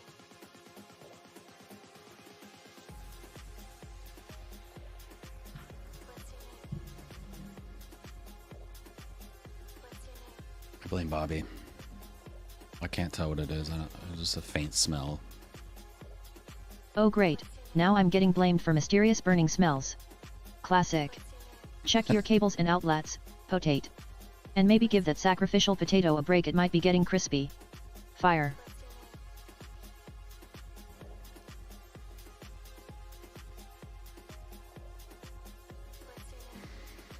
All right, so in here, I'm going to put... There's this and there's this. H2, H1. Why is the H2, H1 so weird? Okay.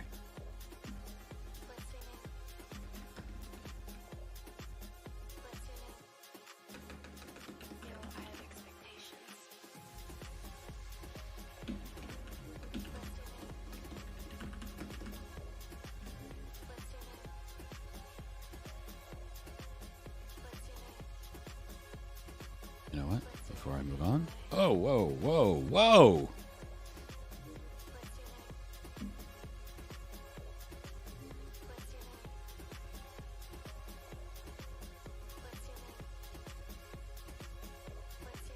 Where am I going to put this?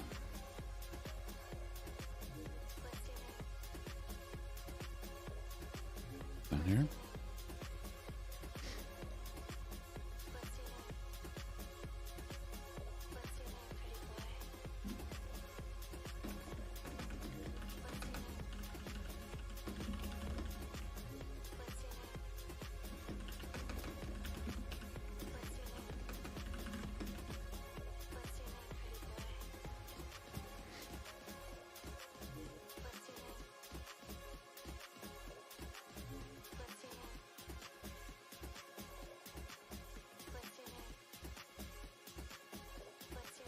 That's fine. All right. So here.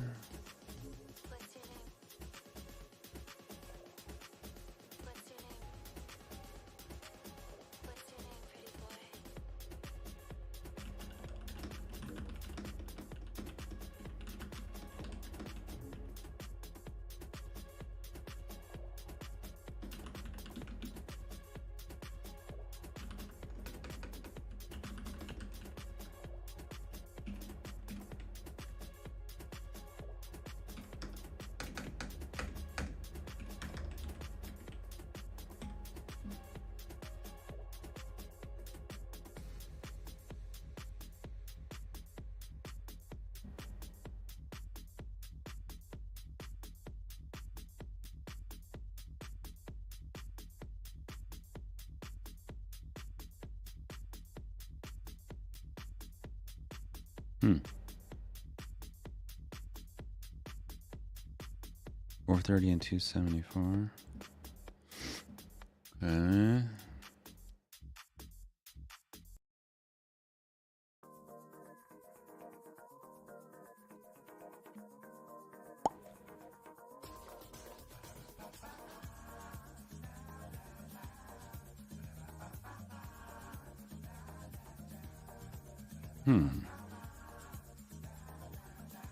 What was the problem? Must call super constructor before using this and derived class constructor. Start camera 430.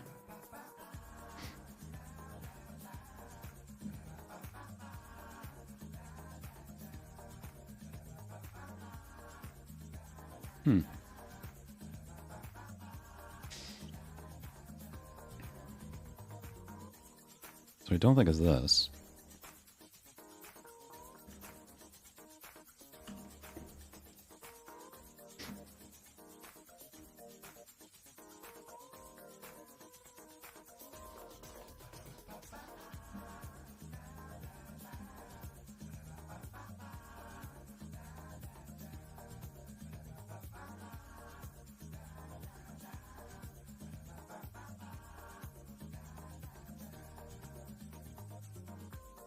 Oh.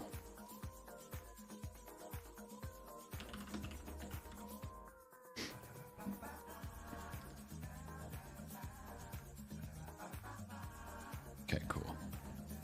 It's because I am now extending event target. I need to call the super constructor before I start doing other stuff. That was the problem. That was the issue. Got an issue? Here's a tissue.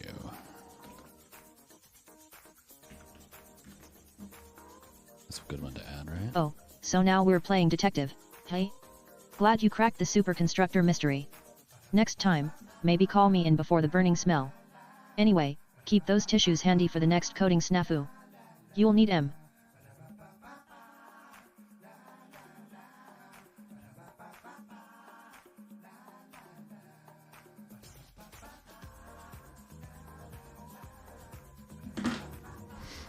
Okay. Mysterious burning smells. Okay, cool. I like that. All right, now things are going to start happening to me now. Here we go. Oh, this will be fun. All right. Nope. ST add event listener peer connected. EV detail peer ID.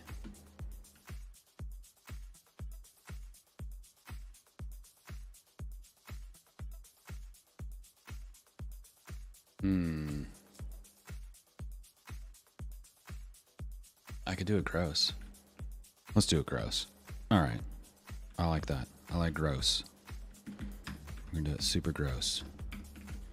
Document get element by ID. What do we call this? Peers? Inner HTML plus equals div. I told you it was gross, dude. You didn't listen.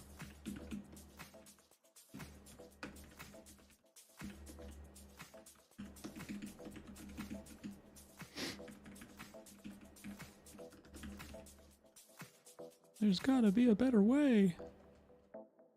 I think we can safely delete all this crud.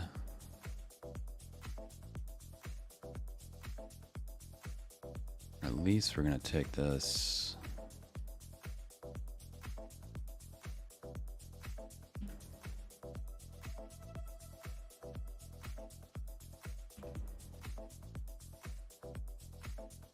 Okay.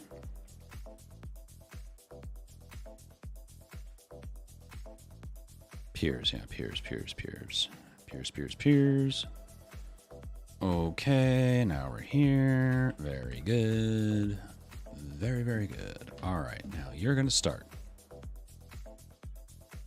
You've got your peer ID there. Cool. Good job. You reload. Connect. Oh, no. This connection is undefined. Well, I should probably define it. That's a really good call.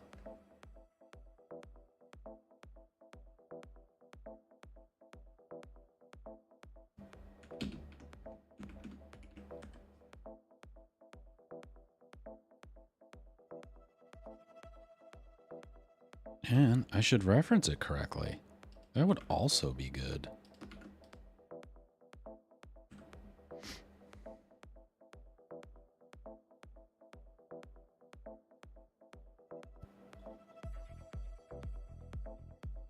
That's gross. All right, well, that's fine for now.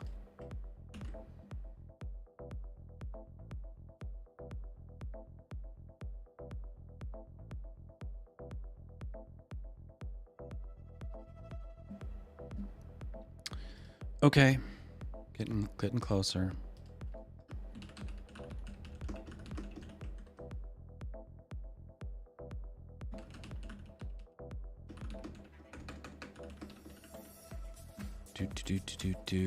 Did I call it peer connected?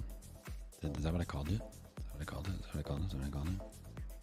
Peer connected. Mm-hmm.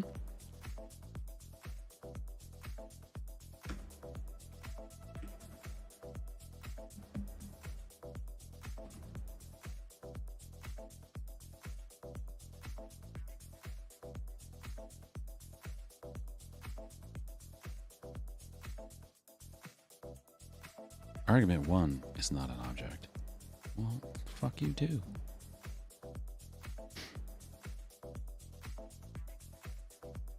Ah, the classic let's blame the argument approach. Works every time. Just remember, when in doubt, console log it out. Maybe then you'll figure out what poor object you left high and dry. All right.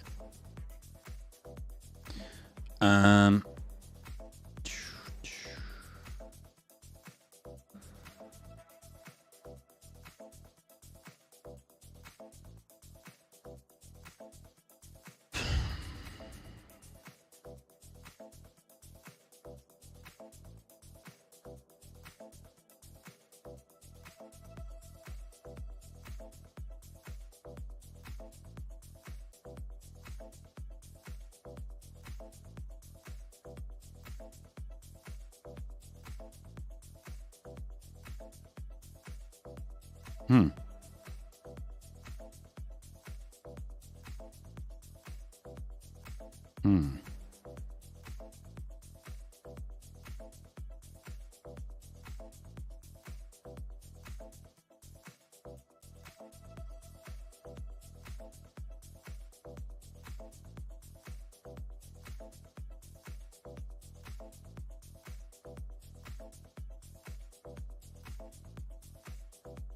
How is argument 1 not an object? It's clearly an object. Look how hard, look, it's an object so hard.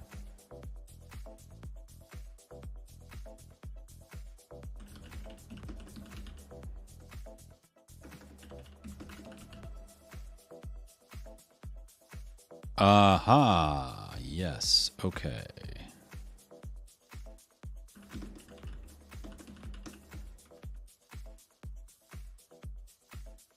Okay. My mistake.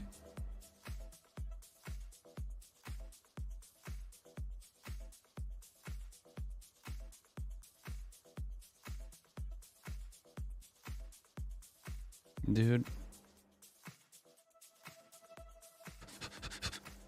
No document to update.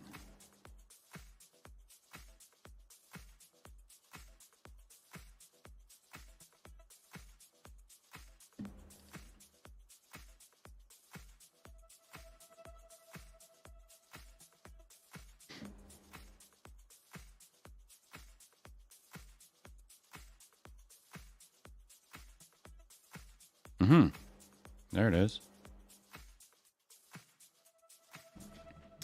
There it is. Very cool, very cool, very cool.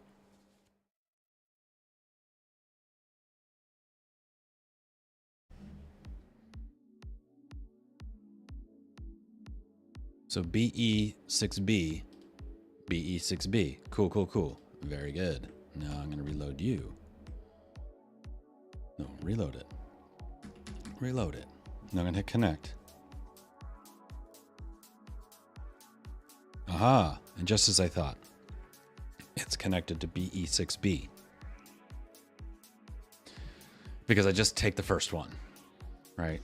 So now's where we get into where we need like some kind of logic around pure selection.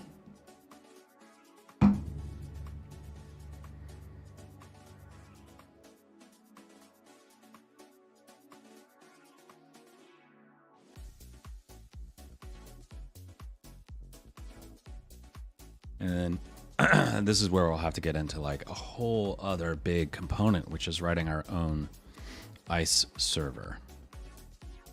But I think what we'll do for now is just say, let's connect to, rather than the first one, the last one. And what we could do even probably one up from that is connect to whichever one is the least connected. But I don't know that we'll have that info at the time we're making the selection. We could get into that. We could actually pretty easily in the message say, here's the number of connections that I have.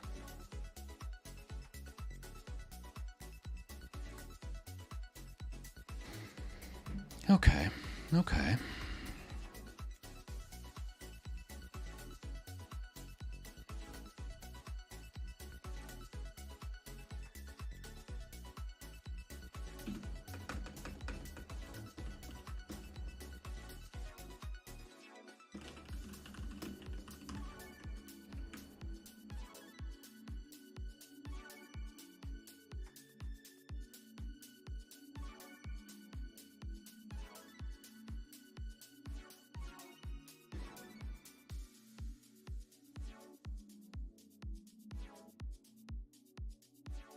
let's just leave it like that. That's fine.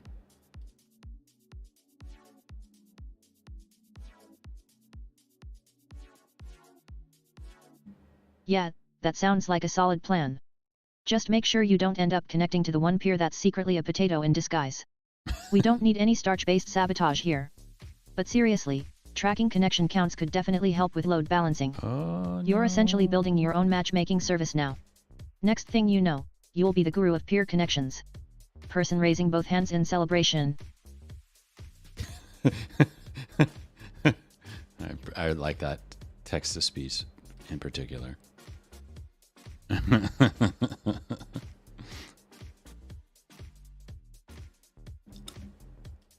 All right.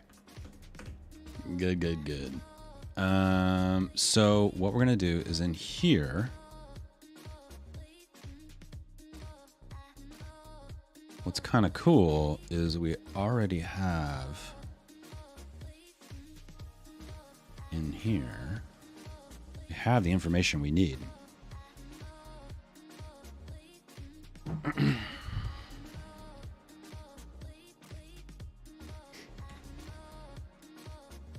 On count is this connection's length. Okay. And then I guess what we do in here in the selection is we just sort it, right?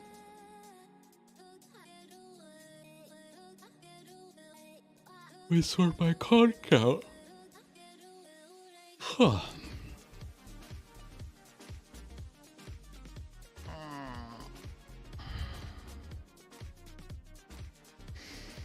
If we can remember how to do that.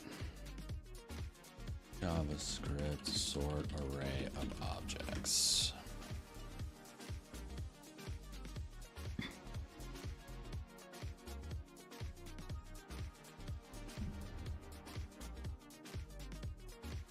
Okay.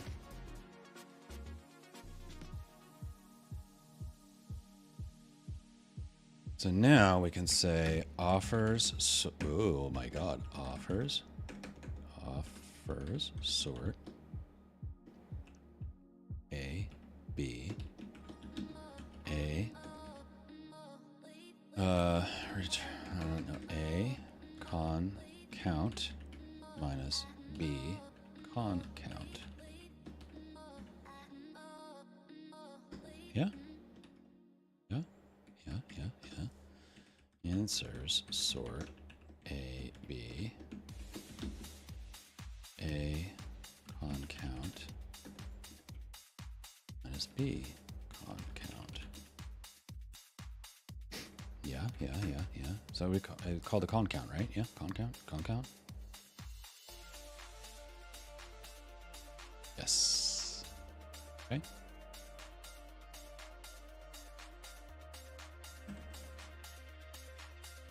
All right, let's try it again. This should just work.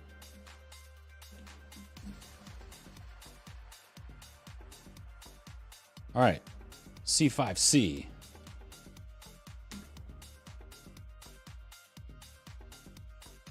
I'm connected to C5C. And you're connected to 18A. 18A. Cool. Connect. 68B. I'm connected to 18A. Haha! That's really cool.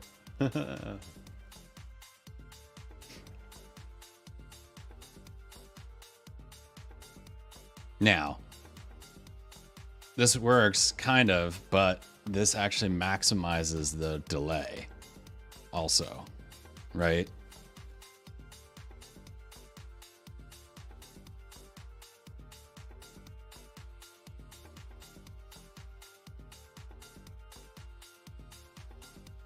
So we'd kind of want to have like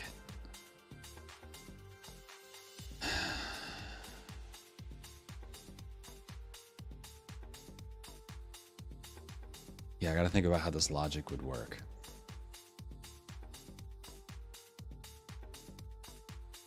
Let's say we wanted to optimize for each person having approximately 5 connections, or some number, then we could do the sort of divide by 5.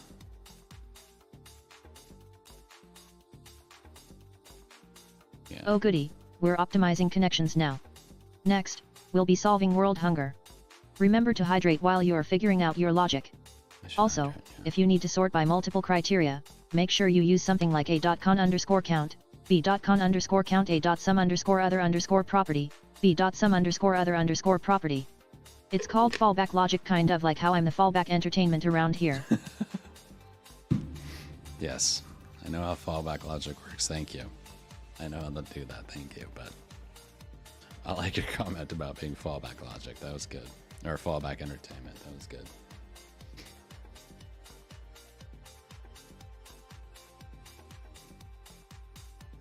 Okay.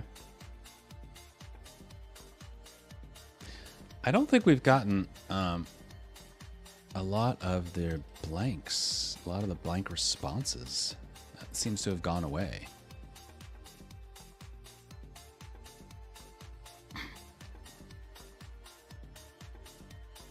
From you know who. I was getting ready to transition. It's like this is a good stopping point. We should transition back to you know who's blanks, which is on our list for today. But now I'm not getting them. So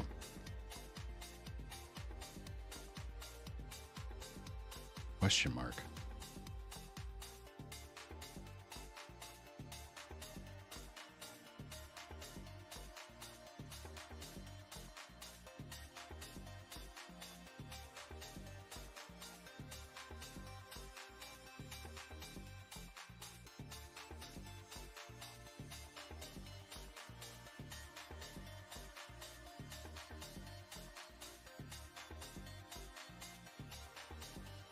Okay, well, let me think about what I want to do next. How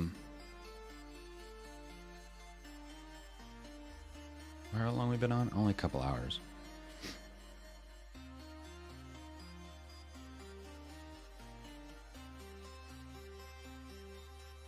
Let's enumerate what needs to happen next. I feel like this is a really good place to like not do much more, so I'm going to commit what we have here. Let's enumerate what is next.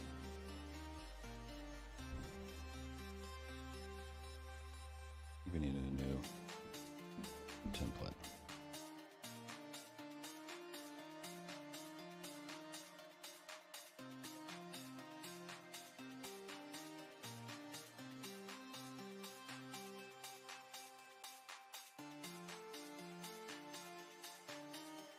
All right, so we need a more sophisticated peer selection. Better peer selection. And we need some notion of peer quality. Peer connection quality. And I don't know how we're going to do that.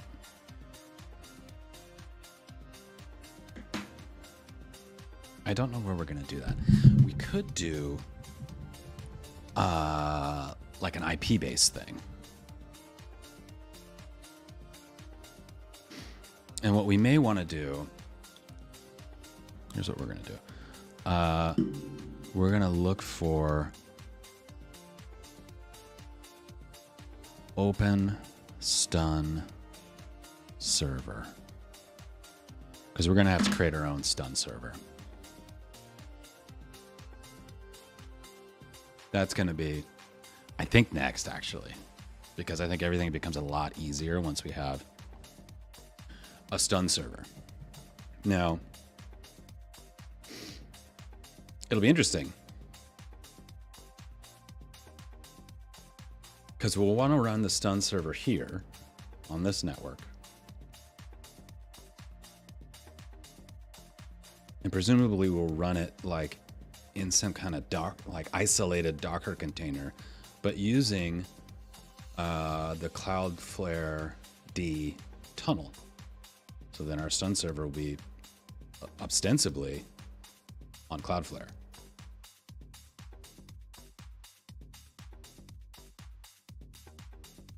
And then we'll need to figure out a way to start doing tests from different locations. So we need a test setup. Oh boy, sounds like a thrilling adventure in networking. Nothing screams fun like setting up a stun server in an isolated darker container. Maybe we should just call it the dungeon server for maximum dramatic effect. Also, don't forget to hydrate and stretch while you are conquering the world of peer connections. And remember to avoid other bots trying to sell you stuff or spam. We don't need any extra noise in this engineering symphony. That's true. I've noticed something is that this directory is relatively free of spam bots.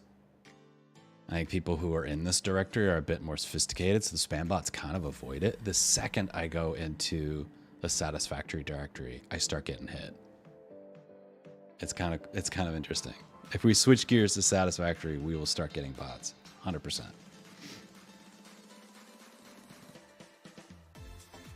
So we need to test setup on VPN. So I've got like, I forget even which one I use. I've got a VPN that we can use, like one of the privacy VPNs. It's like, shit, I don't even know. You know the one, Nord. I've got a Nord set up. So we'll set up, what we'll need is like, yeah, we need to figure out how to do a test loop with Nord. So that's all on the same screen on the stream too. It's gonna be tough. It's gonna be tricky. What's gonna be really tricky is when we're doing all this and we're streaming over the thing that we're working on. That'll be fun too.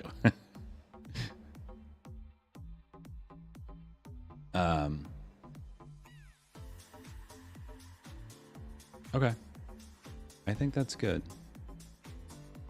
And then I think what we also want to do is like, how do we like put it online and let people look at it that way? Like how do we fire it up? Go live. Test. And I think that will also probably involve Cloudflare. They do everything. All right, that's good. Good set of next things. Actually, before we switch gears, let's look at what is open source stun server. I don't want turn. I want stun. Stuntman.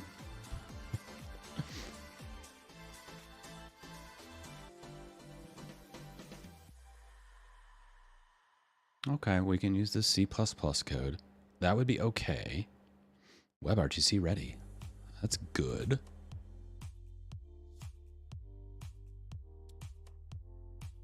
List of free... No, that's going to be like... Yeah, that's not what I want. What is coturn? I mean, I can do C++ if I have to. I'd rather not. I would rather do something a little easier to flip on. All right, what are you written in? This is C.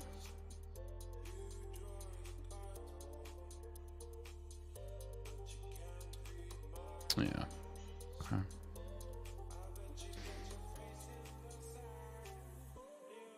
Is there a Python stun server to start with? And then we'll move on to like PyStun 3. There's a client.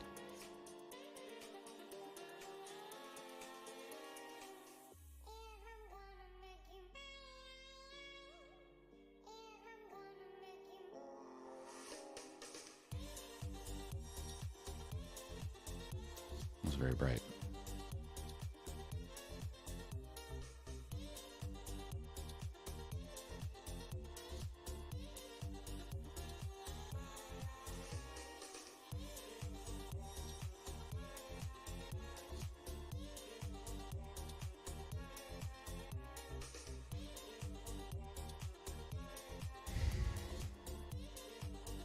What would be another good language to do a stun server in?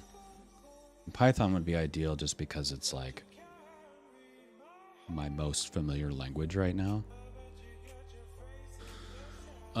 Stun and turn server and client library for testing ICE and Python. Here's a stun server.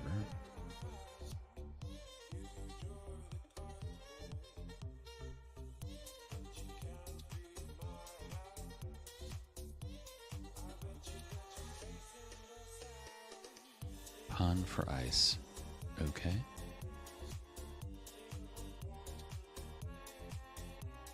Let's take a look at this. Wow, potate_o_no, you've got a whole tech buffet going on here. VPN setup, streaming, Cloudflare, stun servers. Are you trying to break the internet or just give it a makeover? Anyway, Python sounds like a solid choice for your stun server needs. Nothing like some good OL familiar code to keep things cozy. Speaking of ICE, why don't scientists trust atoms? Because they make up everything. Alright, back to work, tech wizard. There's like 3 jokes. They go on rotation.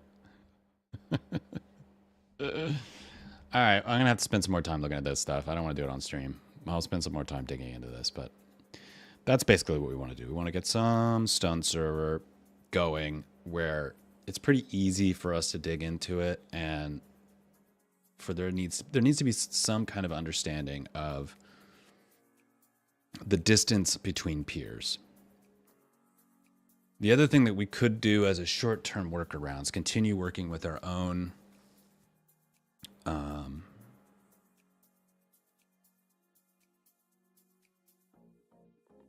I wonder if we could use location. That's actually interesting. So what if, because there's a location API in JavaScript too, right?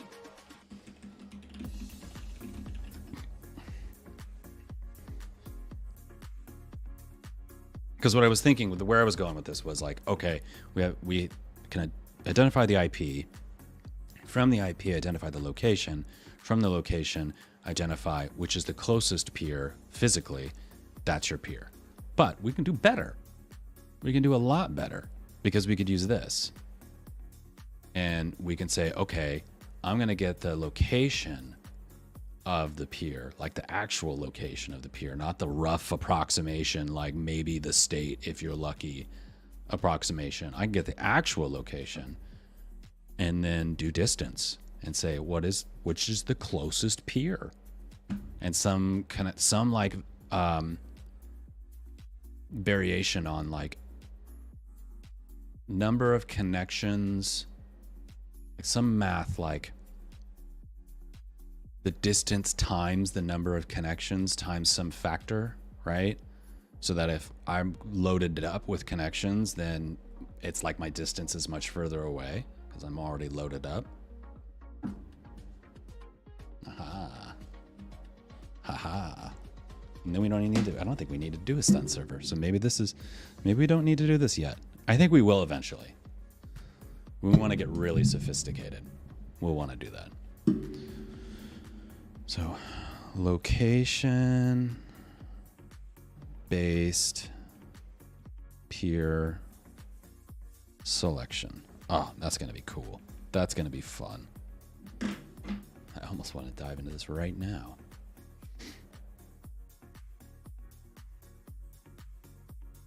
I'm at a good stopping point though.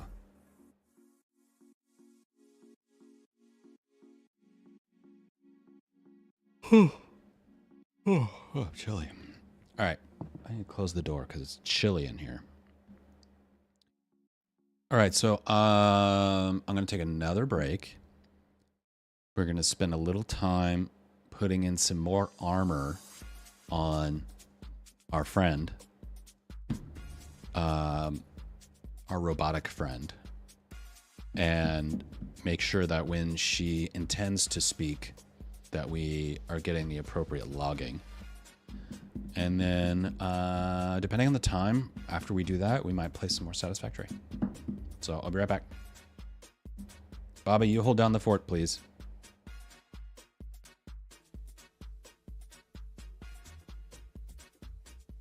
Sure, leave it to me to handle all the people in chat who think they're comedians. Clears throat dramatically. Okay folks, while our fearless leader is off fortifying our robotic friend, feel free to drop your questions, comments, or random musings in the chat. And remember, no spamming or I might just unleash my snarky wrath upon you. You have been warned. By the way, did you hear about the mathematician who's afraid of negative numbers? He'll stop at nothing to avoid them. When the scientists here needed a computer that can handle the fast graphics and multitasking required by a simulator, they didn't go out and buy an expensive mini computer system. They bought a Commodore Amiga, in fact 15 of them.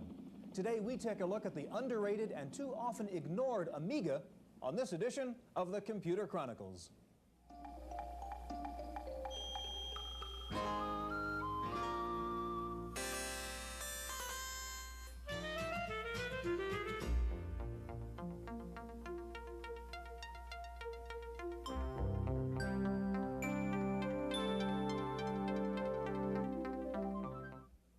The Computer Chronicles is made possible in part by McGraw-Hill, publishers of Byte Magazine, and VIX, the Byte Information Exchange. In print and online, Byte and VIX serve computer professionals worldwide with detailed information on new hardware, software, and technologies.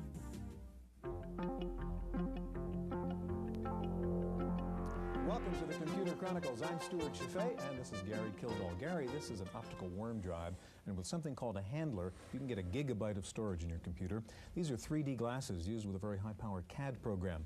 What's interesting about both these peripherals, they're not for a Mac 2 or a 386 PC, they're for the Commodore Amiga. Okay. Gary, I get a lot of letters from viewers complaining about the fact that the computer press seems to ignore the Amiga. Why is that? Well, Stuart, I guess part of it's got to be the genealogy of these machines, both Atari and Commodore with the Amiga, of course, are thought of as game machines, and over the years, the power of these machines has increased tremendously. And of course, they still maintained a fairly low price. And that low price has been sort of a negative in a sense. People are wary. Yeah, we're really getting all the computing power they really need. But there have been some especially good niche markets these machines are applicable to. For example, video. Amiga handles video very, very well. And of course, the other factor is the marketing power of IBM and Apple in the United States. And machines like this tend to have more success than outside the United States. Gary, we're going to take a look at the latest Amiga hardware, the 2000 HD and the 2500. We'll see new Amiga applications from games to multitasking. And of course, we'll take a look at graphics, music, and video on the Amiga. Many people buy an Amiga because of its graphics or video capability, but they soon discover the rest of its power. That was the case with some scientists at Stanford's Linear Accelerator. We have a report from Palo Alto, California. About 30 miles south of San Francisco is the Stanford Linear Accelerator, a 2-mile-long shaft buried deep underground, where high-energy particles are propelled at almost the speed of light. The particles collide in large detectors, where the resulting explosion creates several million events. To sift through that mass of data and extract the useful information requires staggering computing power, as databases containing that information will soon approach 1 trillion bytes in size. Recently, theorists and researchers at the center added Amigas to their number-crunching mainframes, principally as graphics terminals and for multitasking. The Amiga was unique in that it was a multitasking machine, and we realized that early that could create an environment where you would always be on the mainframe if you wish to be, sharing the mainframe, and still have a machine which acted not as something independent, but rather as a symbiote off the mainframe.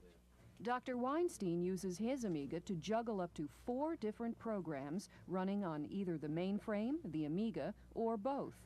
He can take advantage of the Amiga's color graphics and the mainframe's calculating powers simultaneously. A locally written terminal program is compatible with the Rex language operating on the mainframe, so documents can be transferred seamlessly from mainframe to Amiga and back. For Dr. Weinstein, it's a way to bridge the best of 2 inherently different worlds. One is always going to be living with a mainframe. So what I want is something that will symbiote off that mainframe, will make my life as pleasant as it is to work on a microcomputer, but allow me to use that when I'm on the mainframe too.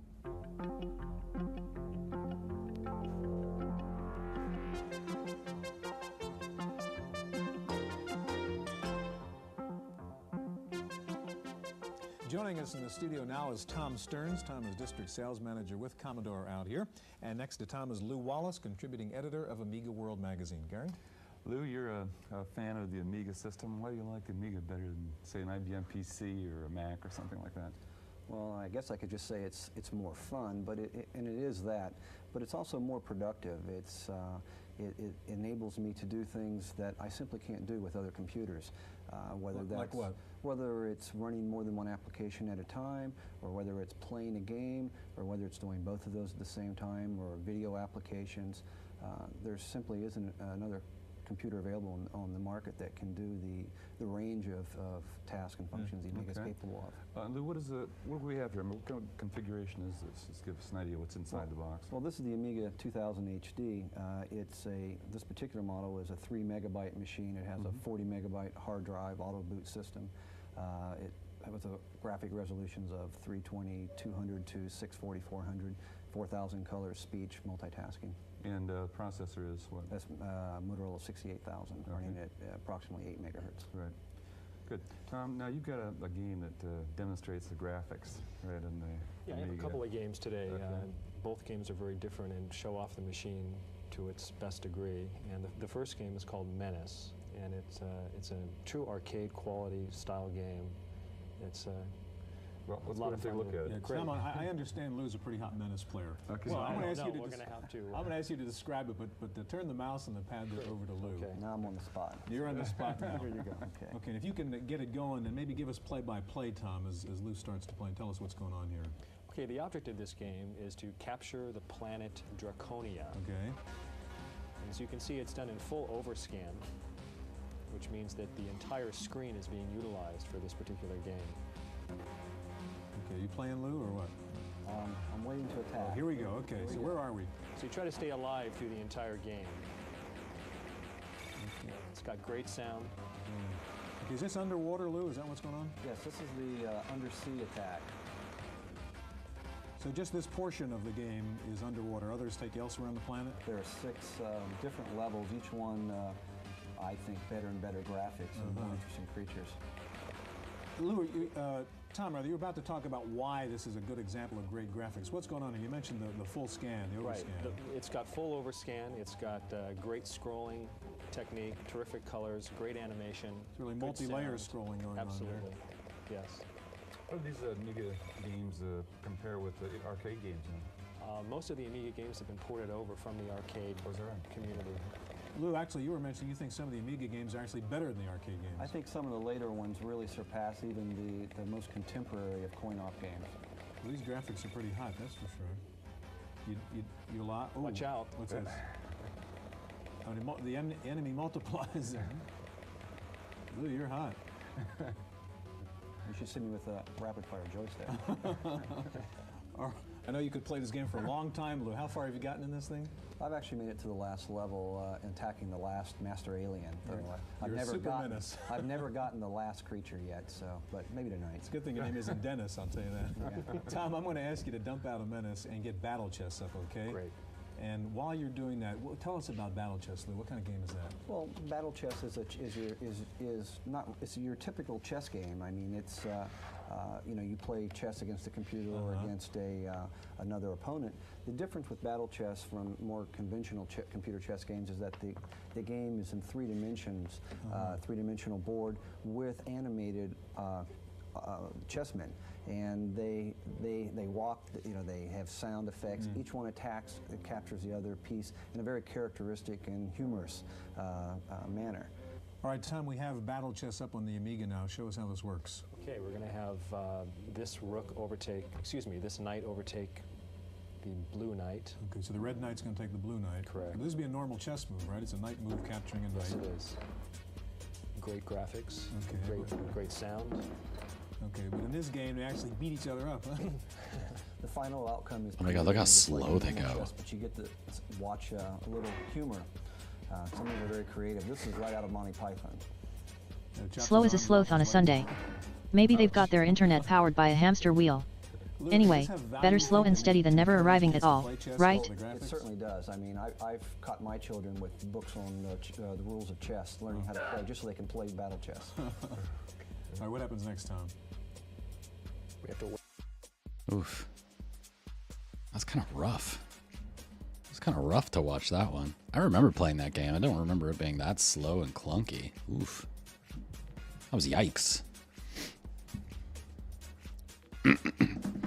That was a yikes. Oh, I thought of another thing. Check this out. So, the other thing that we could do in our logic for the other thing we can do for our logic, I shouldn't show this on stream, but I don't care.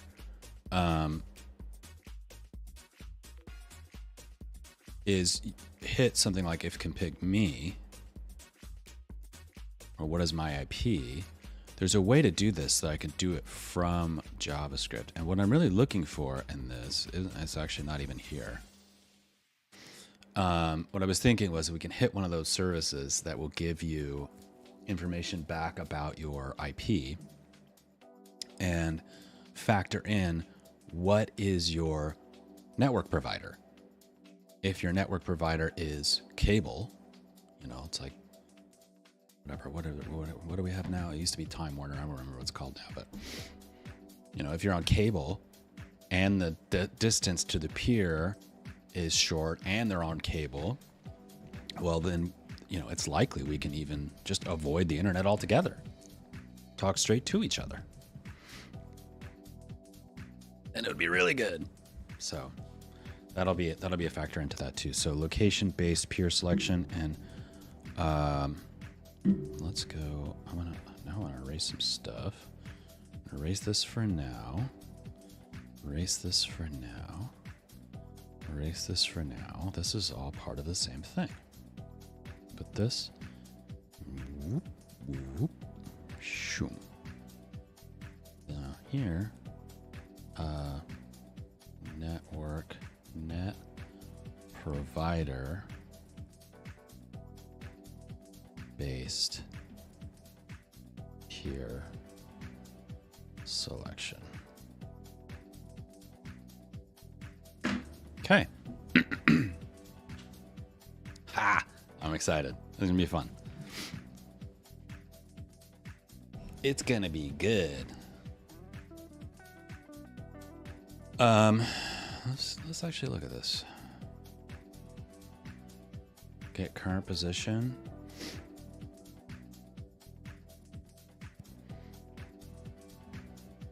All right, what does this do? Let's just do this real quick. I want to see what this does. Navigator, you know what? Yep.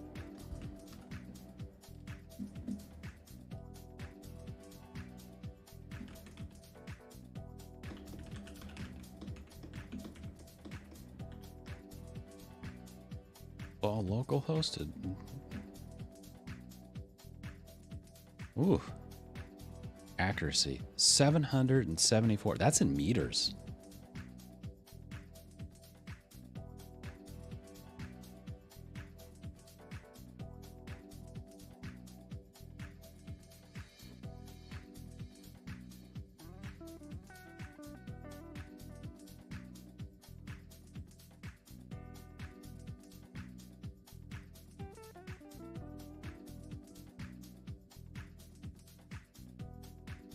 I don't know what it's in, actually. That's error, not the amount of error.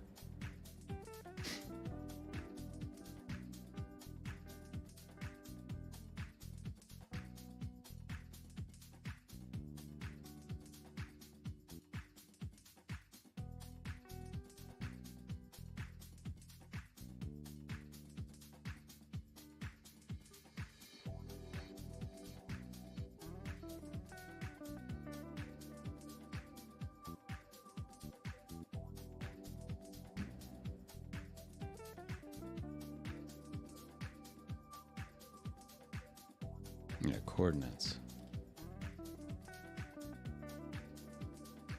Accuracy. Meters. Yep. 700 meters. It's very close.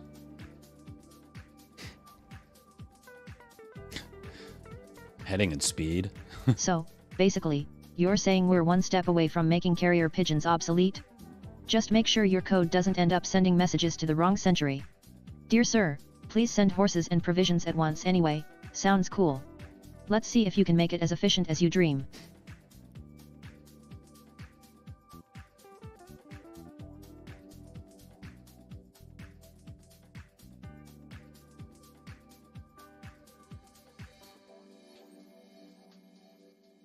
I guess what we could do... Let me think about this.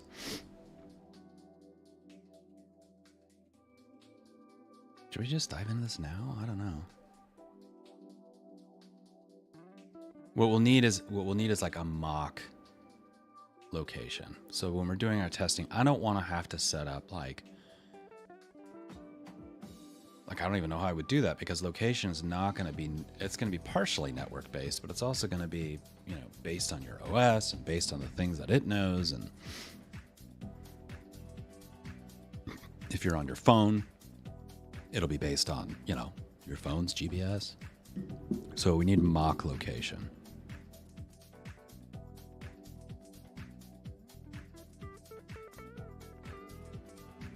And mock network.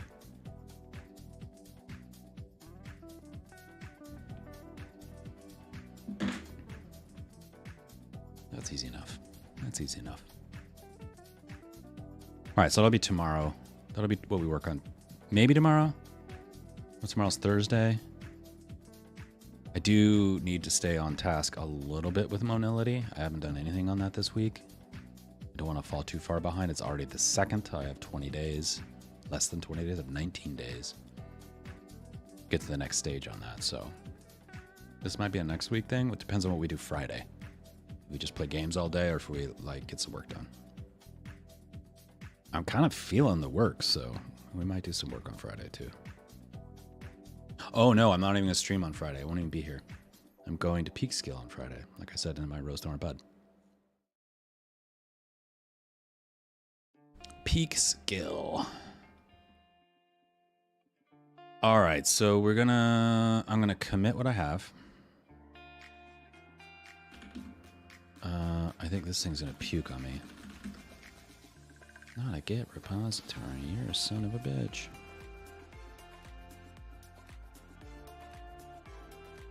How am I committing this? Or am I not even doing it?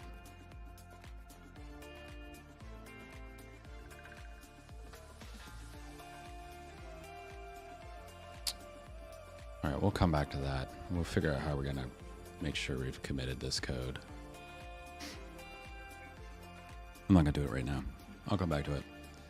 All right, let's take a look at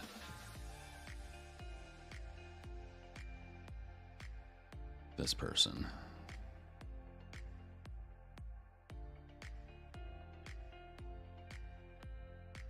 So we'll go back to our to-do.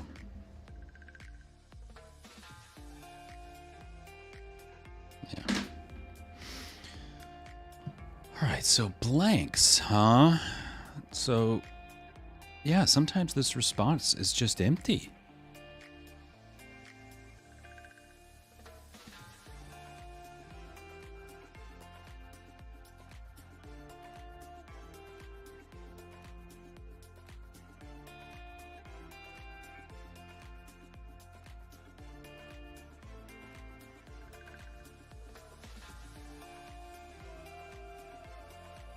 Yeah, I don't know why that would be.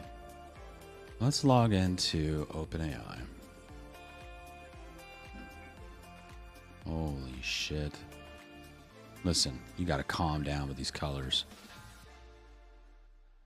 Can we not? Can I log in? Holy crap, dude.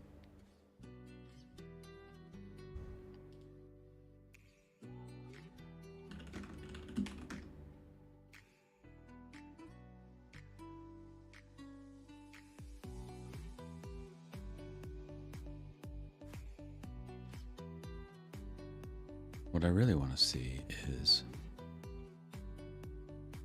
how am I doing on billing and all that stuff. Yeah, it looks fine.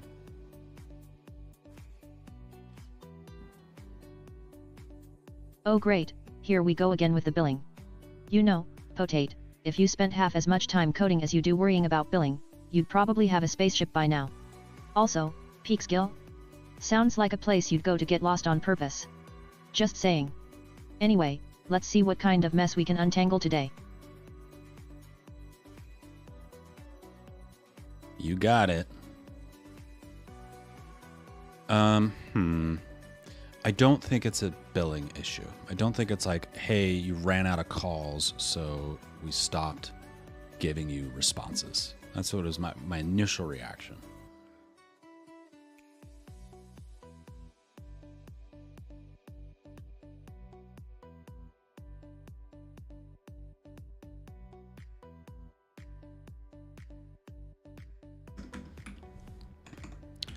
If Lynn text 0 self log error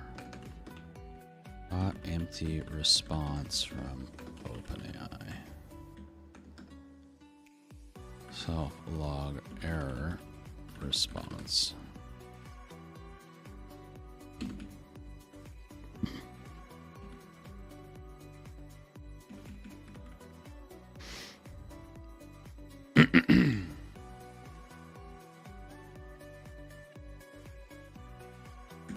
So let's start with that.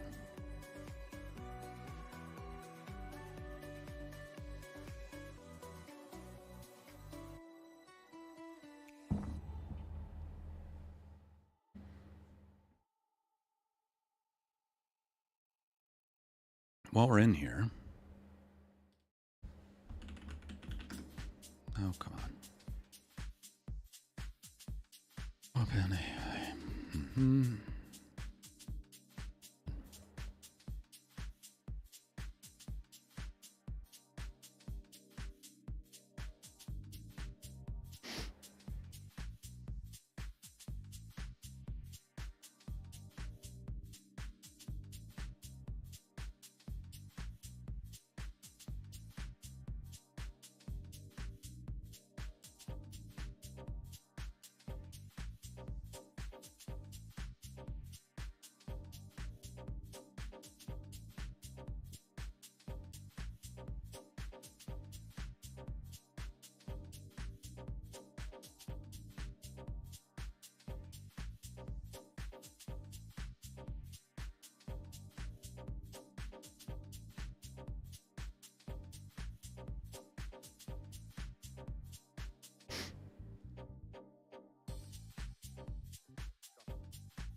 Okay, frequency penalty. What do we have the frequency penalty set to? 0.5. Number between -2 and 2. Positive values penalize new tokens based on their existing frequency in the text. Decreasing was likely to repeat the same line verbatim. I mean, I don't know that we've gotten verbatim, but she says the same kind of thing a lot.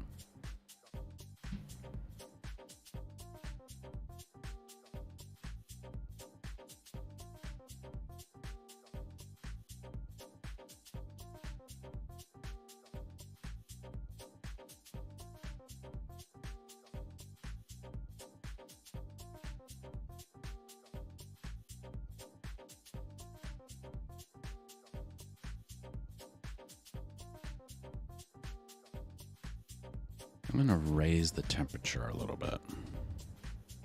Right now I have temperature set to 0.5, which is lower than the default.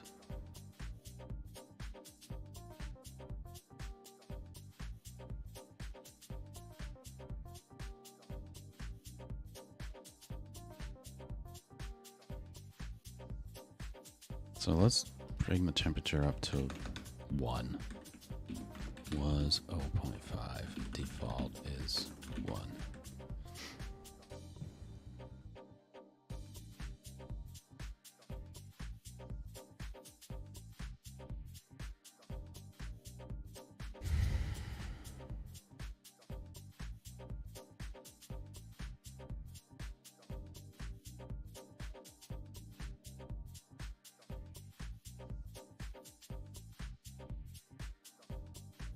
Okay.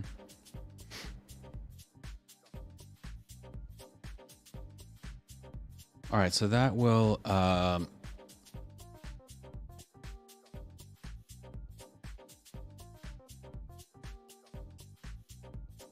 at least add an additional log. Wow, Potate, you're really diving into the nitty-gritty here. Next, why don't we just build a rocket in the basement while we're at it? Frequency penalties and temperature settings, hey? I would suggest trying to turn the temperature up to 11, but that's just me being snarky. Give it a shot at default and then tinker around to see if that fixes your little bot's repetitive tendencies. Happy tweaking. Or should I say working? No? Okay, fine. Good luck.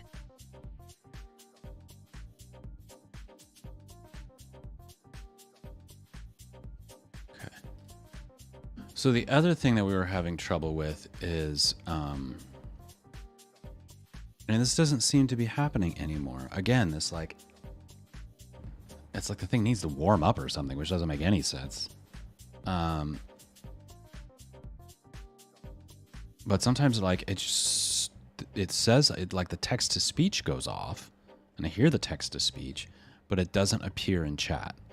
And that means it didn't get sent through to Twitch, and it shows that it sent the message to Twitch. It's just like it never arrived. Oh, the ghost messages. Spooky stuff, right? It's almost like your chatbot needs a cup of coffee to wake up. I mean, who doesn't need a little warm-up time? Maybe it's haunted by the spirit of old algorithms past. Have you checked if its caffeine intake is sufficient? Anyway, try adding some logging to see what's causing the text-to-speech to go off without showing up in chat. It might be that your bot's just shy and needs a little nudge to come out of its shell. Either that or exorcise it. Your call. Right. So I just killed it.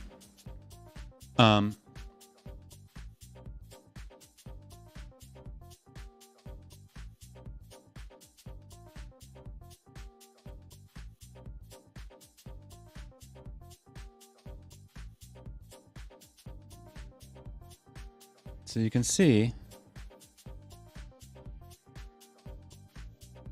it definitely sent it.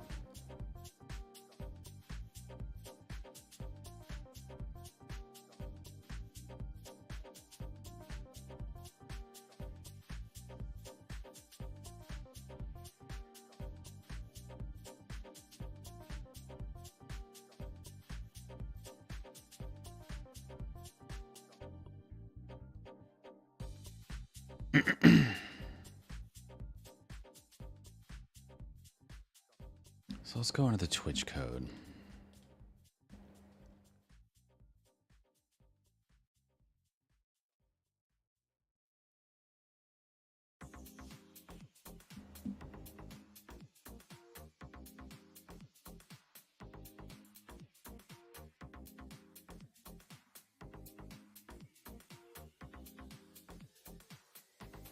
Okay.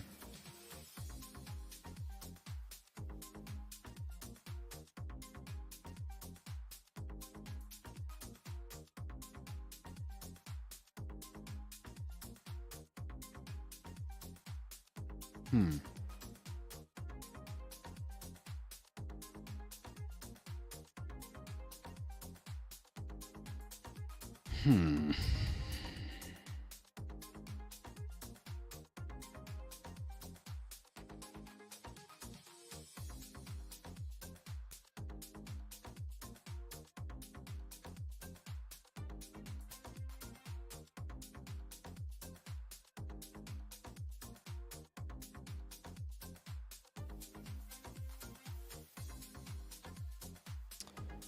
I wonder if there's some way we can like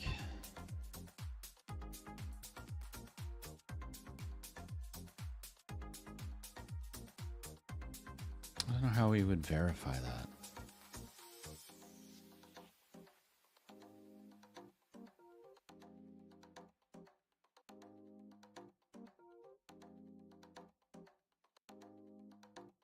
Hmm.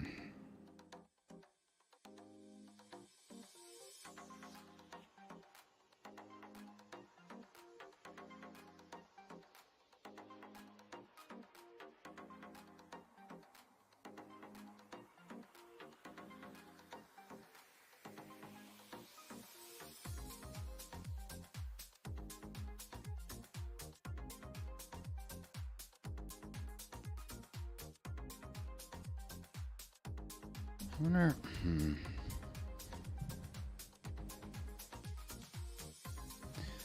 I mean, we could do something crazy and have like, whenever we send something in Twitch, we have a queue, and then we should get it back from Restream, and then we'll know it went through or not. But that's going to be really annoying and complicated to get that to happen. I don't know that I want to do all that.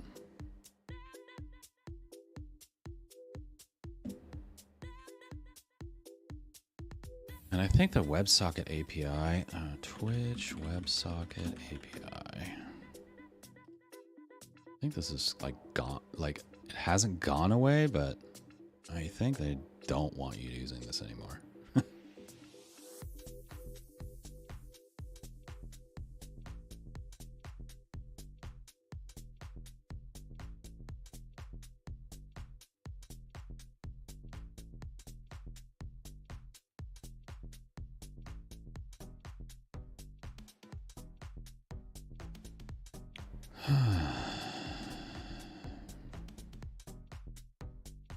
Ping, notification, reconnect, revocation, close, managing, handling.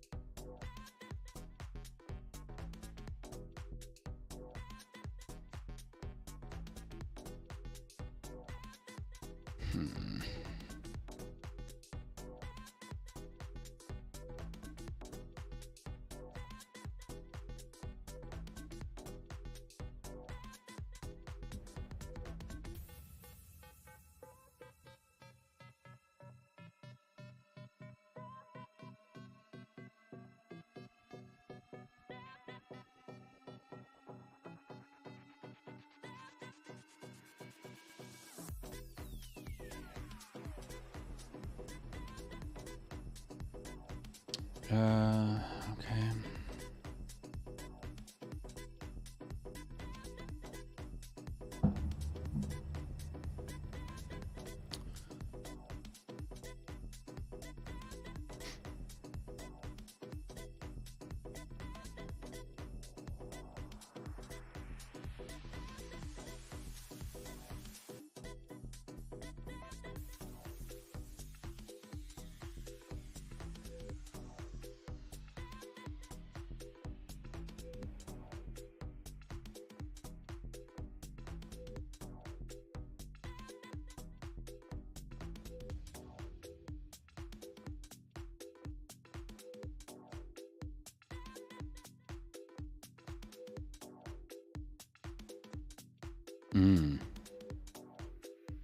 Maybe I hit a rate limit?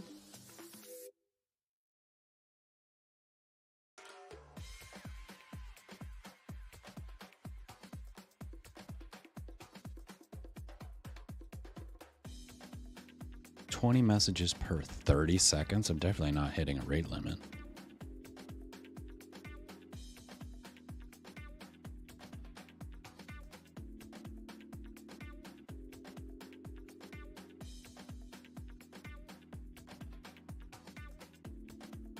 If the user is not the channel's broadcaster, a moderator, or a VIP.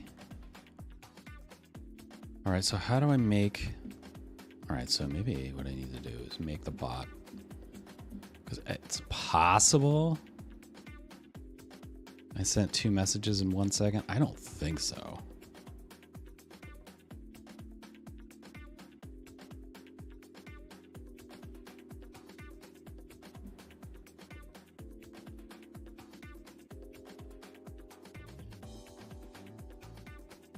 And then this documentation might just be old, right? So maybe if I make the bot a mod,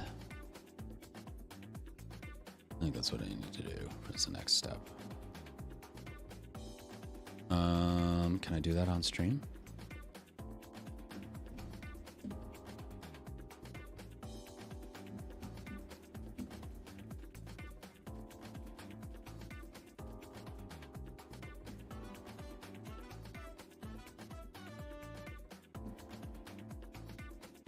This is like such a terrible idea that I'm doing right now. I love it.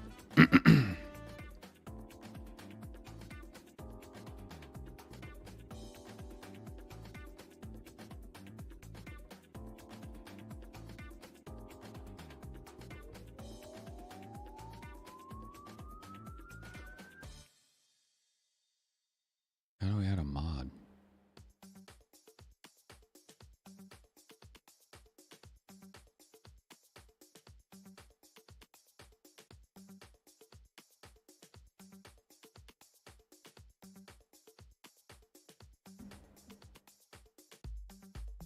Aha. Bobby chatbot.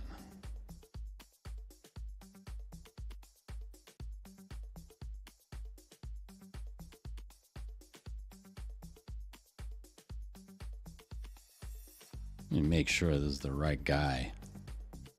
Pretty sure it's the right guy.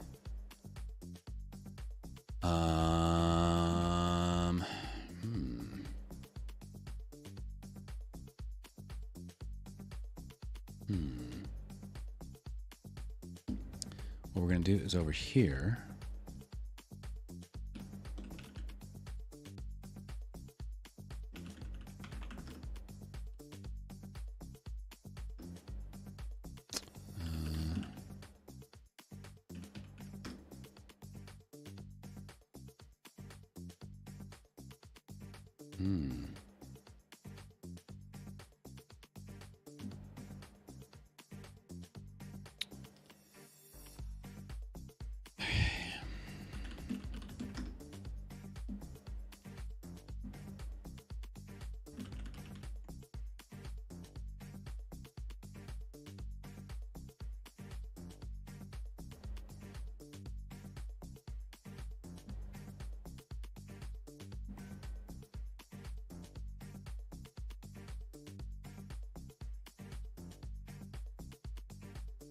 No, where am I?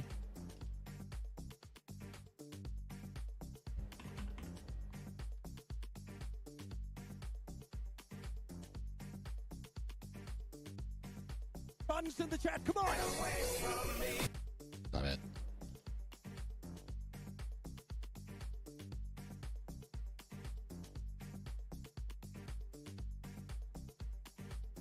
Okay, that's him.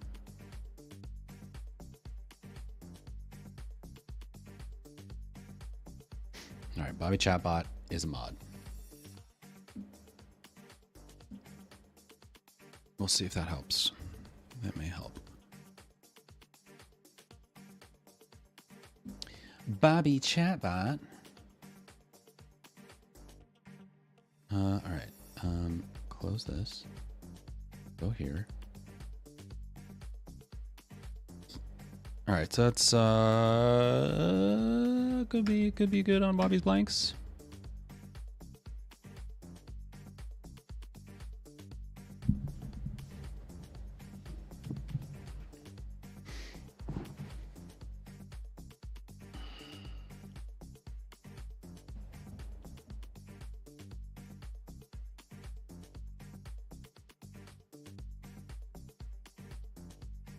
The other thing I wanted to do, since we're talking about mods,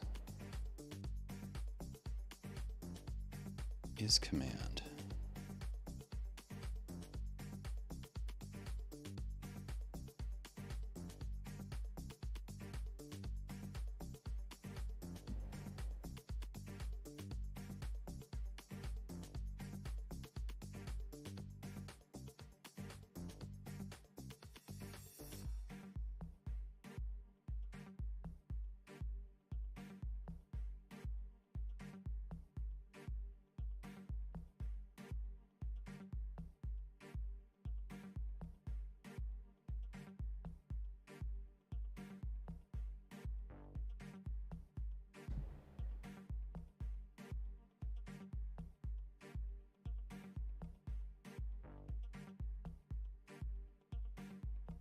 Hey Bobby, please set the game to satisfactory.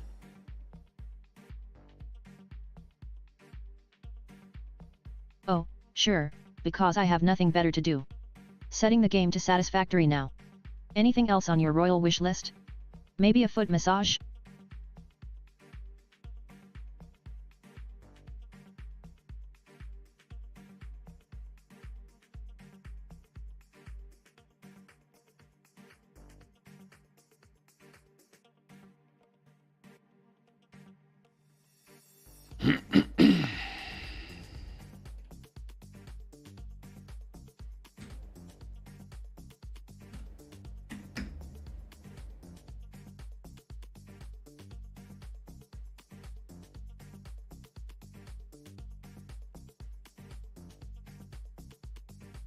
Hey, Bobby, set the game to satisfactory.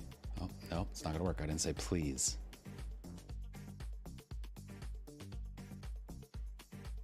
Oh, so now you want to play nice, huh? Alright, since you asked so kindly, there you go, game set to satisfactory. Try not to blow anything up this time. Hey, Bobby, please set the game to satisfactory.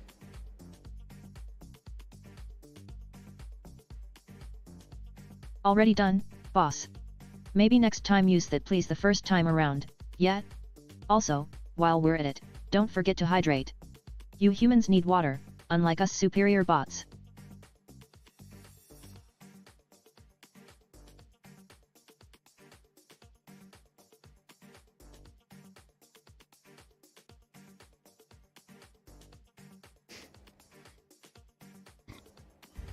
Oh. Unplus it.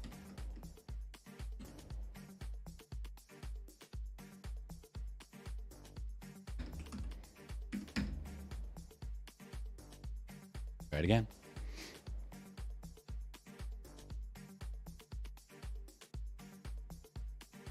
Hey, Bobby, please set the game to satisfactory.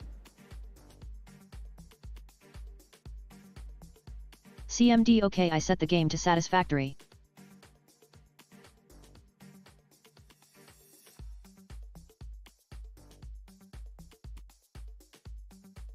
Okay.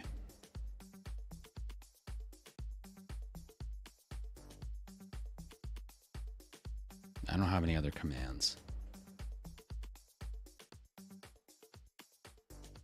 I gotta figure out what commands she can use. And she sends slash commands? I assume so.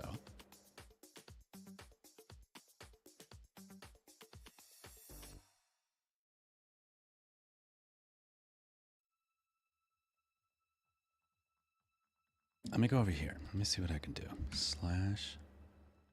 Yeah, there's block. Okay. Oh, I can change username colors. Slash mods. Oh, I'm not logged in.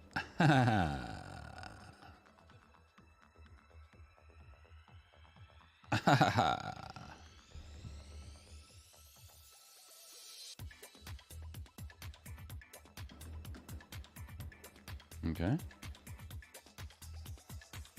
Stream marker. Emote. That'd be kind of fun.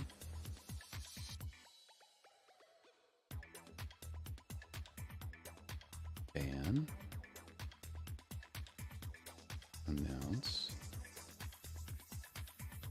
Oh, slash raid. Okay. Pin. Okay.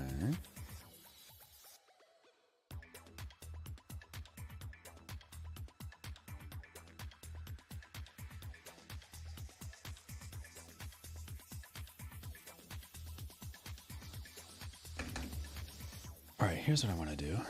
I'm going to log out as me. And log in as Bobby.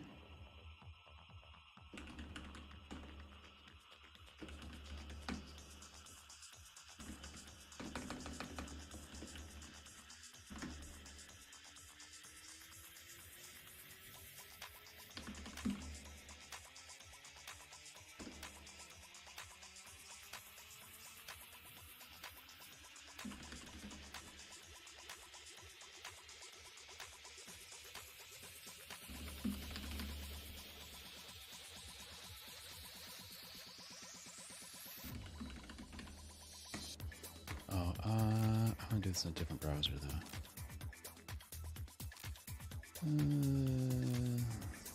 Use this one.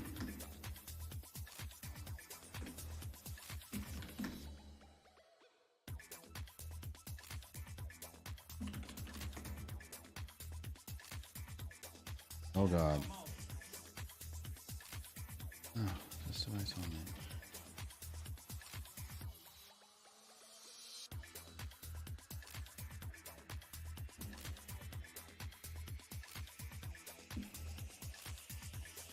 Okay.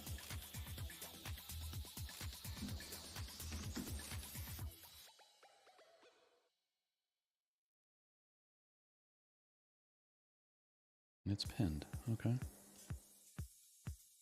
How do I unpin it?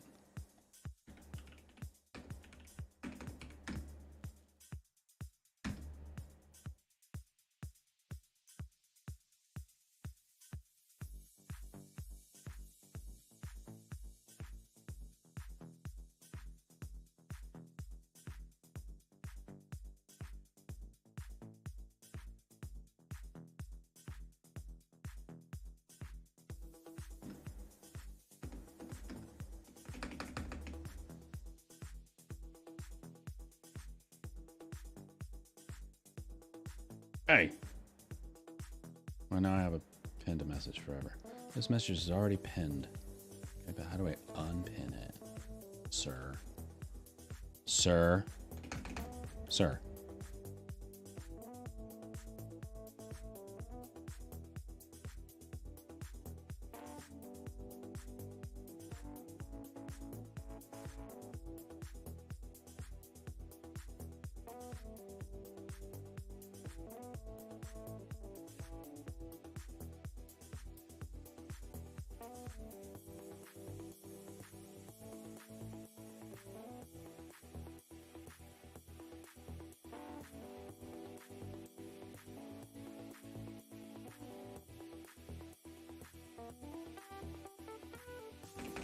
I'm just trying to find, I want to find like something that we can test.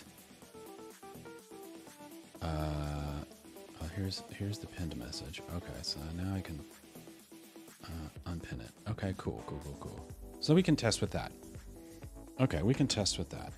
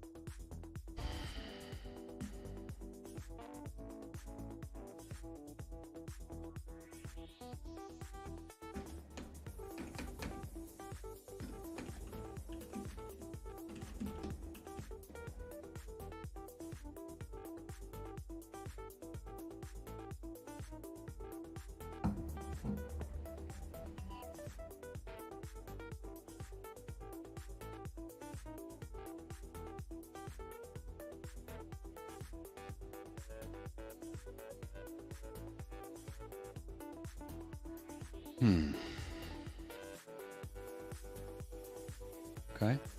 Bobby, you still there?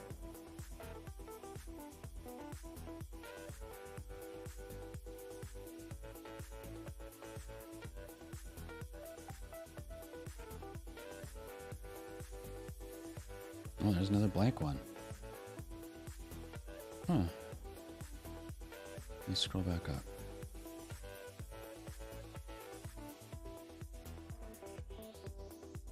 Responding with...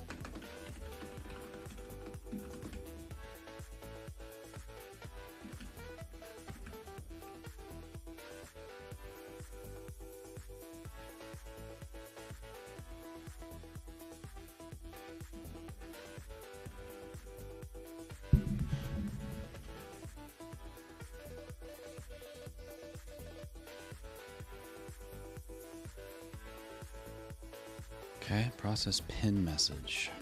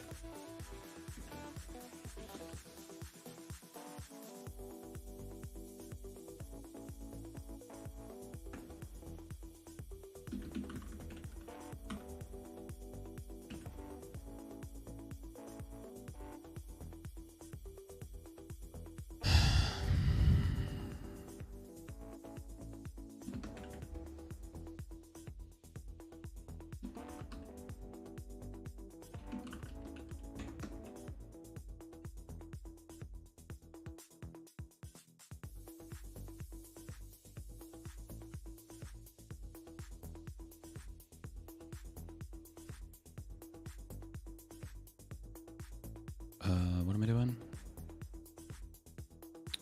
So say pin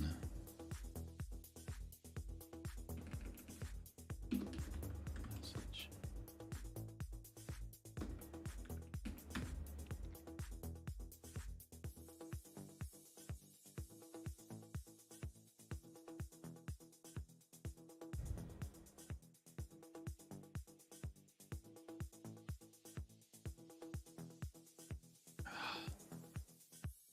Maybe it gets, maybe this, I'm getting silent. Oh no, that was another ChatGPT thing, actually.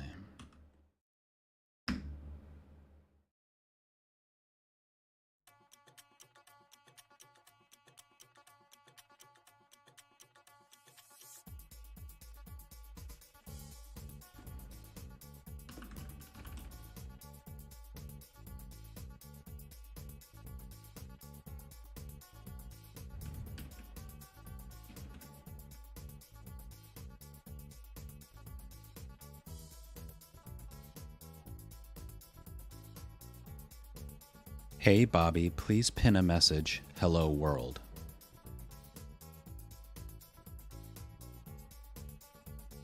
/pin.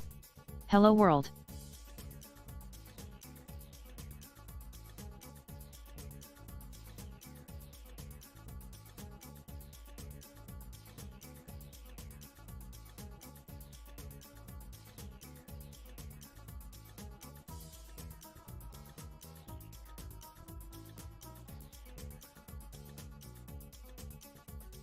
I don't think I did it.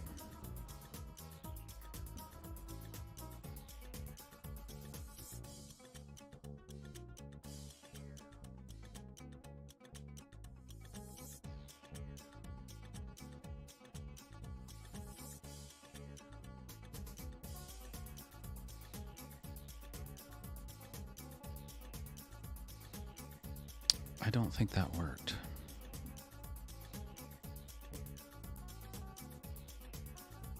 Alright, I'm gonna have to come back to this. I don't think this is a good use of stream time.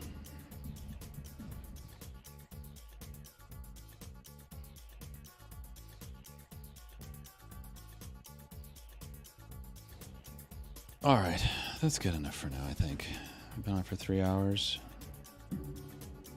I've got some new armor in there. Need to do a better job of the commands. I gotta figure out how to like actually send slash commands. And I may need to migrate away from using the IRC looking thing.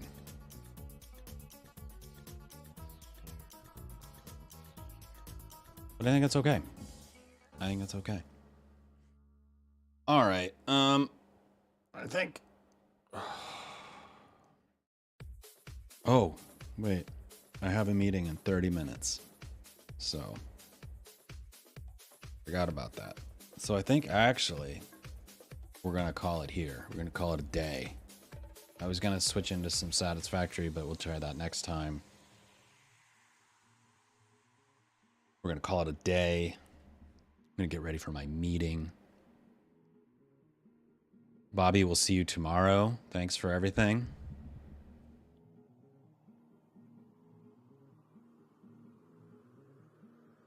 Oh sure, leave me to clean up the virtual mess.